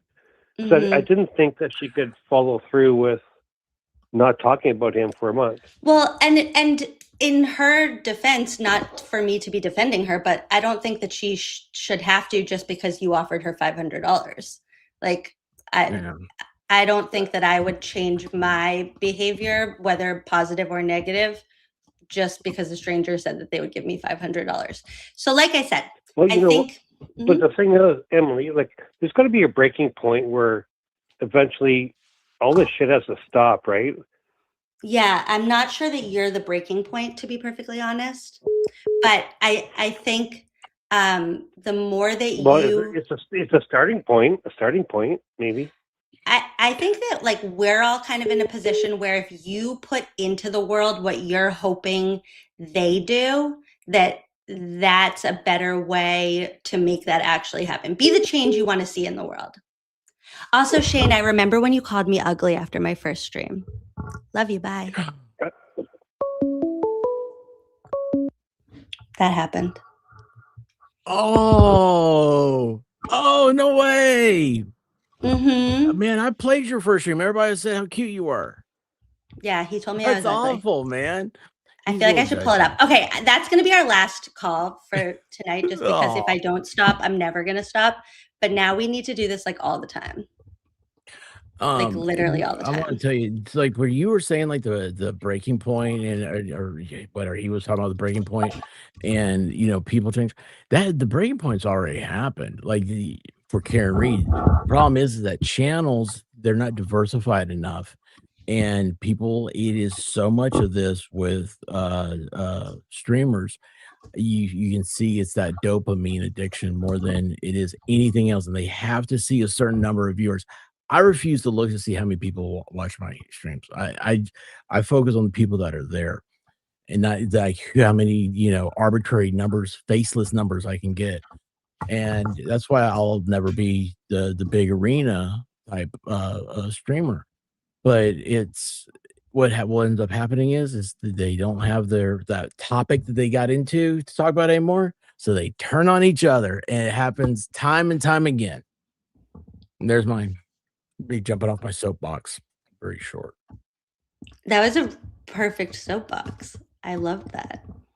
I was just pulling up when unfortunately, whatever the first comment was something. Somebody, Jen Altman actually said something like nice about me, and then Shane said, "Are you blind?"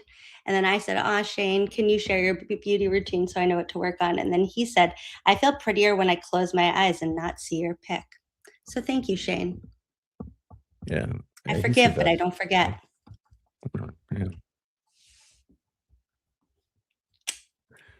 I read that mug. Also, this is the picture of me and Tom CPU that I was trying to pull up when I accidentally doxed everybody, and I'm really sorry, but isn't that a cute picture? I don't know who this is. He has been like streaming all of Aiden's things for like since the very beginning. He's just like always outside streaming everything. So okay. I thought that was cute. Okay. That's a good picture. Yeah. Very good picture. Okay. This is great. This is awesome. Next week, my homework is to figure out how to make it so that you can talk also. And then we just need to do this call-ins like all the time. My homework. This is really fun. Find out However, how people can now you know what hear. people are going to be asking me why I don't do call-ins. I'm like, I don't. It's Emily's thing. So now it's over. It's her thing now. So fun. Also, you guys, I was taking notes on everybody's theories before we hang up because it's like already 1:20. So why don't we just never sleep? Okay. Oh yeah. First of all, the number one point is there are this many reasons and then some of just like people's number one reason why they know Karen's innocent, and everybody's number one is different. So there was common sense, the Google search, butt dials, no broken bones, gash on head, the medical examiner, Dr. Stonebridge, Rubia episode with expert, lucky, inconsistent statements. I thought that was such a good point. Thank you. I need to go back and like write down everybody's names who said this, but the inconsistent statements, not just from like inconsistent from Chris Albert to Colin Albert to Jen McCabe, but also inconsistent like Jen McCabe to Jen McCabe. 227. It was a long day. John's body. All the blood. Where is it? Selling the house. No bruises, and the taillight was planted. And yes, whoever called out that they knew, not just that I write in Sharpie, but that I write in Sharpie on cardstock was. I was getting ready to say, I love the fact that I can hear in the microphone the weight of the paper, because I really have a thing about that. Does it have a watermark? No, I can only write in Sharpie on cardstock. I go through like a pack of cardstock like every 3 weeks. Like I have cardstock. You only use black Sharpie? Yes. And only like and like I'm very particular about like when the tip gets to like a certain point, I can't write with it anymore. I use blue Sharpie. It's my preferred Sharpie of color. Priscilla gets me. Should I try blue Sharpie? That scares me. I'll tell you the coolest thing ever was the I knew a property tax assessor that he only wrote in red ink. And I asked him, I was like, why red ink? Because you go into his office, every single pen in the whole office were red pens. And I was like, why red ink? Like, I always thought that was a bad thing. And he said that he said, I just like red. You can see it. He's like, I was like, yeah, I'm used to like red. The teacher writing my paper in red, it wasn't a good thing. He's like, no, I just love it. So I always try to do red also when I think about. I feel like writing in red feels like aggressive. I have 3 things that I write with. So I either use these, like, they're the Amazon version of Papermate pens, and they're so much better than the real Papermate because they have like a pointier tip. Okay. And then I write like important things in Papermate Sharp Writer. I have like 400 of these, like all like So you're a everywhere, like everywhere in my house. There's like Papermate Sharp Writers, and then regular Sharpie. That's all I use. And Crayola, What number graphite do you use? number 2, and then obviously Okay. like I haven't seen magic markers in a while. At number 4, you gotta try a number 4 sometime. It's amazing. French pencils are really. maybe I'll use blue for Welcher. Wait, who's Welcher? Oh, yeah, the blue paint guy. See, I use blue. Like, okay, I don't like black, like to sign with and stuff because it's hard to find copies or originals. Excuse me, originals. When you're like if you should never sign your name in black ink because when you're looking for the original in a stack of when you've got what did I just say, Connor? It had like 4,000 pages of stuff. If you're looking for the signatures in there and you're flipping through real quick, you can't find black ink because photocopies. That is actually a good point. Well, if I was important and I was like signing a lot of things, maybe I would use blue. You are important.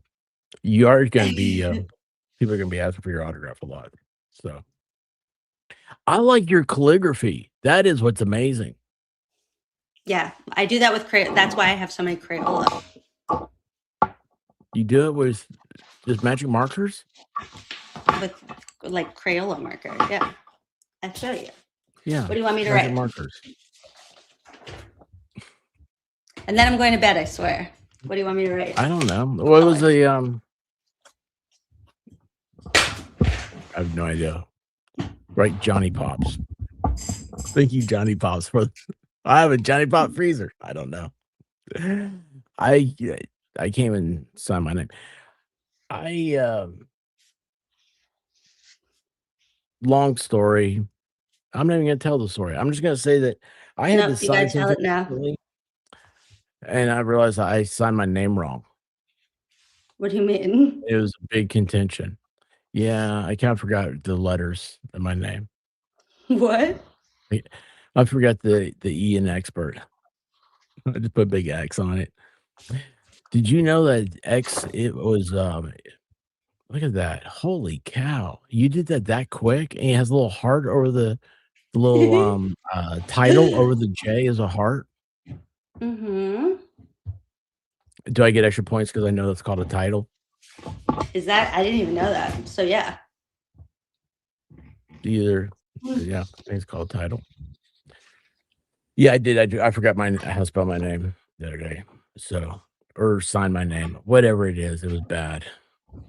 It's a long story. It's the stupidest thing in the world. Is what happens to me all the time. Wait, does Johnny Pops really not have an H in it? And I've been spelling. I mean, I'm never gonna get sponsored by them. I don't even know how to spell it. Seriously? But you put an H in it, there's not an H. Oh my God, I thought it had an H this whole time. Oh my God, this feels like, oh my God, I literally look at that logo every day. Wait, this is like messing with my head. Yeah, You're this is so the right. Mandela effect. Do you know about the Mandela effect? Yes. Wait, this is like, Mandela. the like Bernstein Chick-fil-A Bears. logo when people think there's like a K or not a K. Oh, I or just there saw is that a- the other day. Whoa. Supposedly it's changed. I swear it had an H once. They- No, it probably didn't. I just didn't pay attention. Yeah, I like It that. is a I good point, write that too. off too. Adding that to the list. CERT team. That's going on the list. Oh, I never thought okay. about that. Is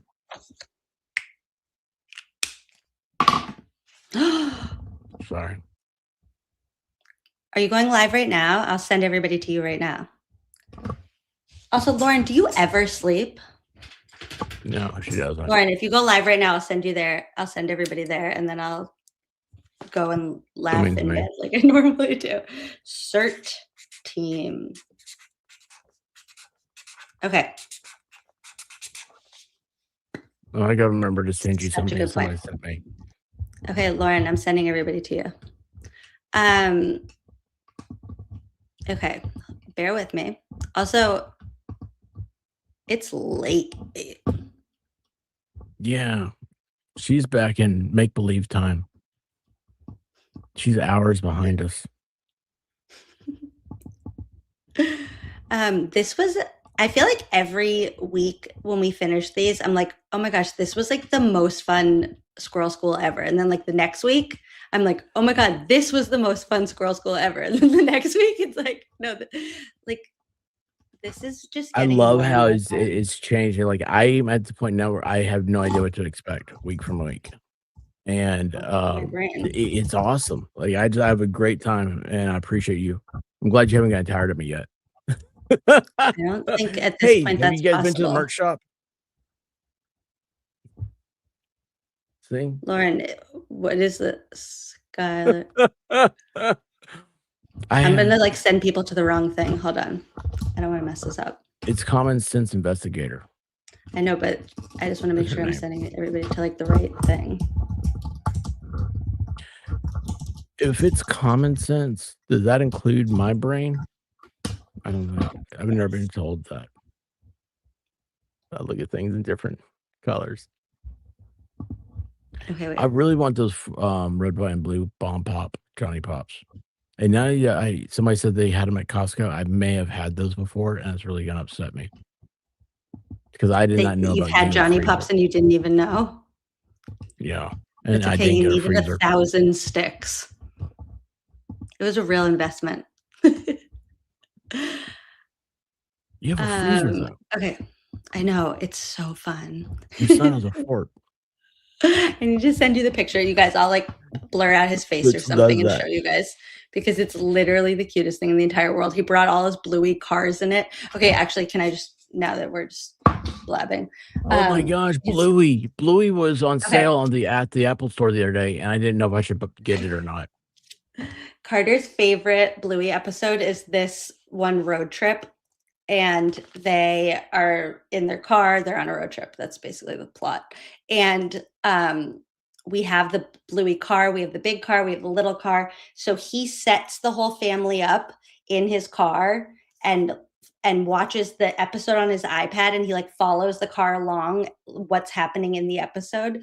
So he brought into his freezer fort, he brought the car, the big car, the little car, the books, and his iPad, and he had his whole thing set up where he was watching this episode, acting it out all in the freezer. It's the cutest thing in the entire world. I have a video of it. He's That's just the best awesome. I mean, little how else would you human. go to your fort? I mean, you got to go prepared. Exactly. It's like you can't just go into your fort Right. empty-handed. He brought No. pizza. It's actually also really good because my dog can't get his pizza now, which it's a whole fight every day. That's how I am with my coonhound. She wants my food. You know what I did though? Look at this. I kid you not. This is when I left just a second ago. I took her cookies away from her. I said, "No, you can't have these," because she's Rude, had like give a them dozen back. of them. No, I'll get in trouble. You ever Like, she's have had one of like a those days where dozen you of- just want to have some extra cookies? Monday through Sunday? Exactly. Give your dog the extra cookie.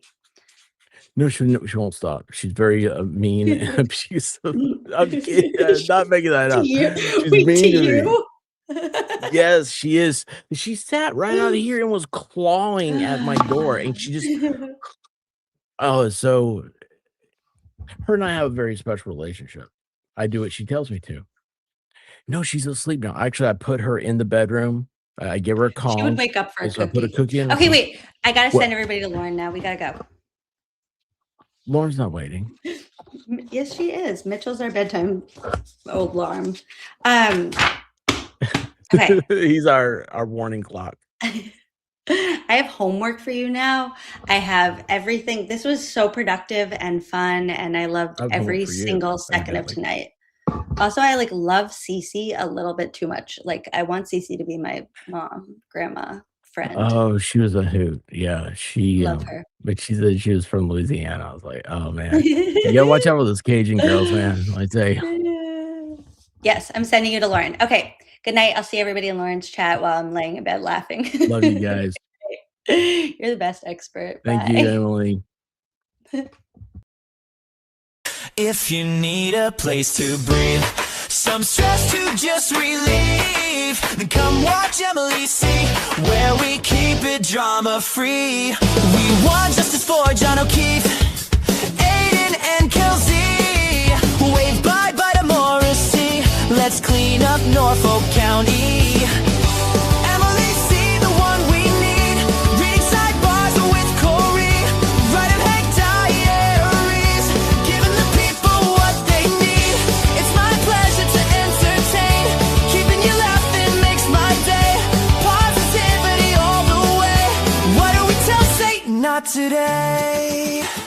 And now it's time to say goodbye. But before we say goodnight, just keep one thing in mind. Please like, comment, subscribe.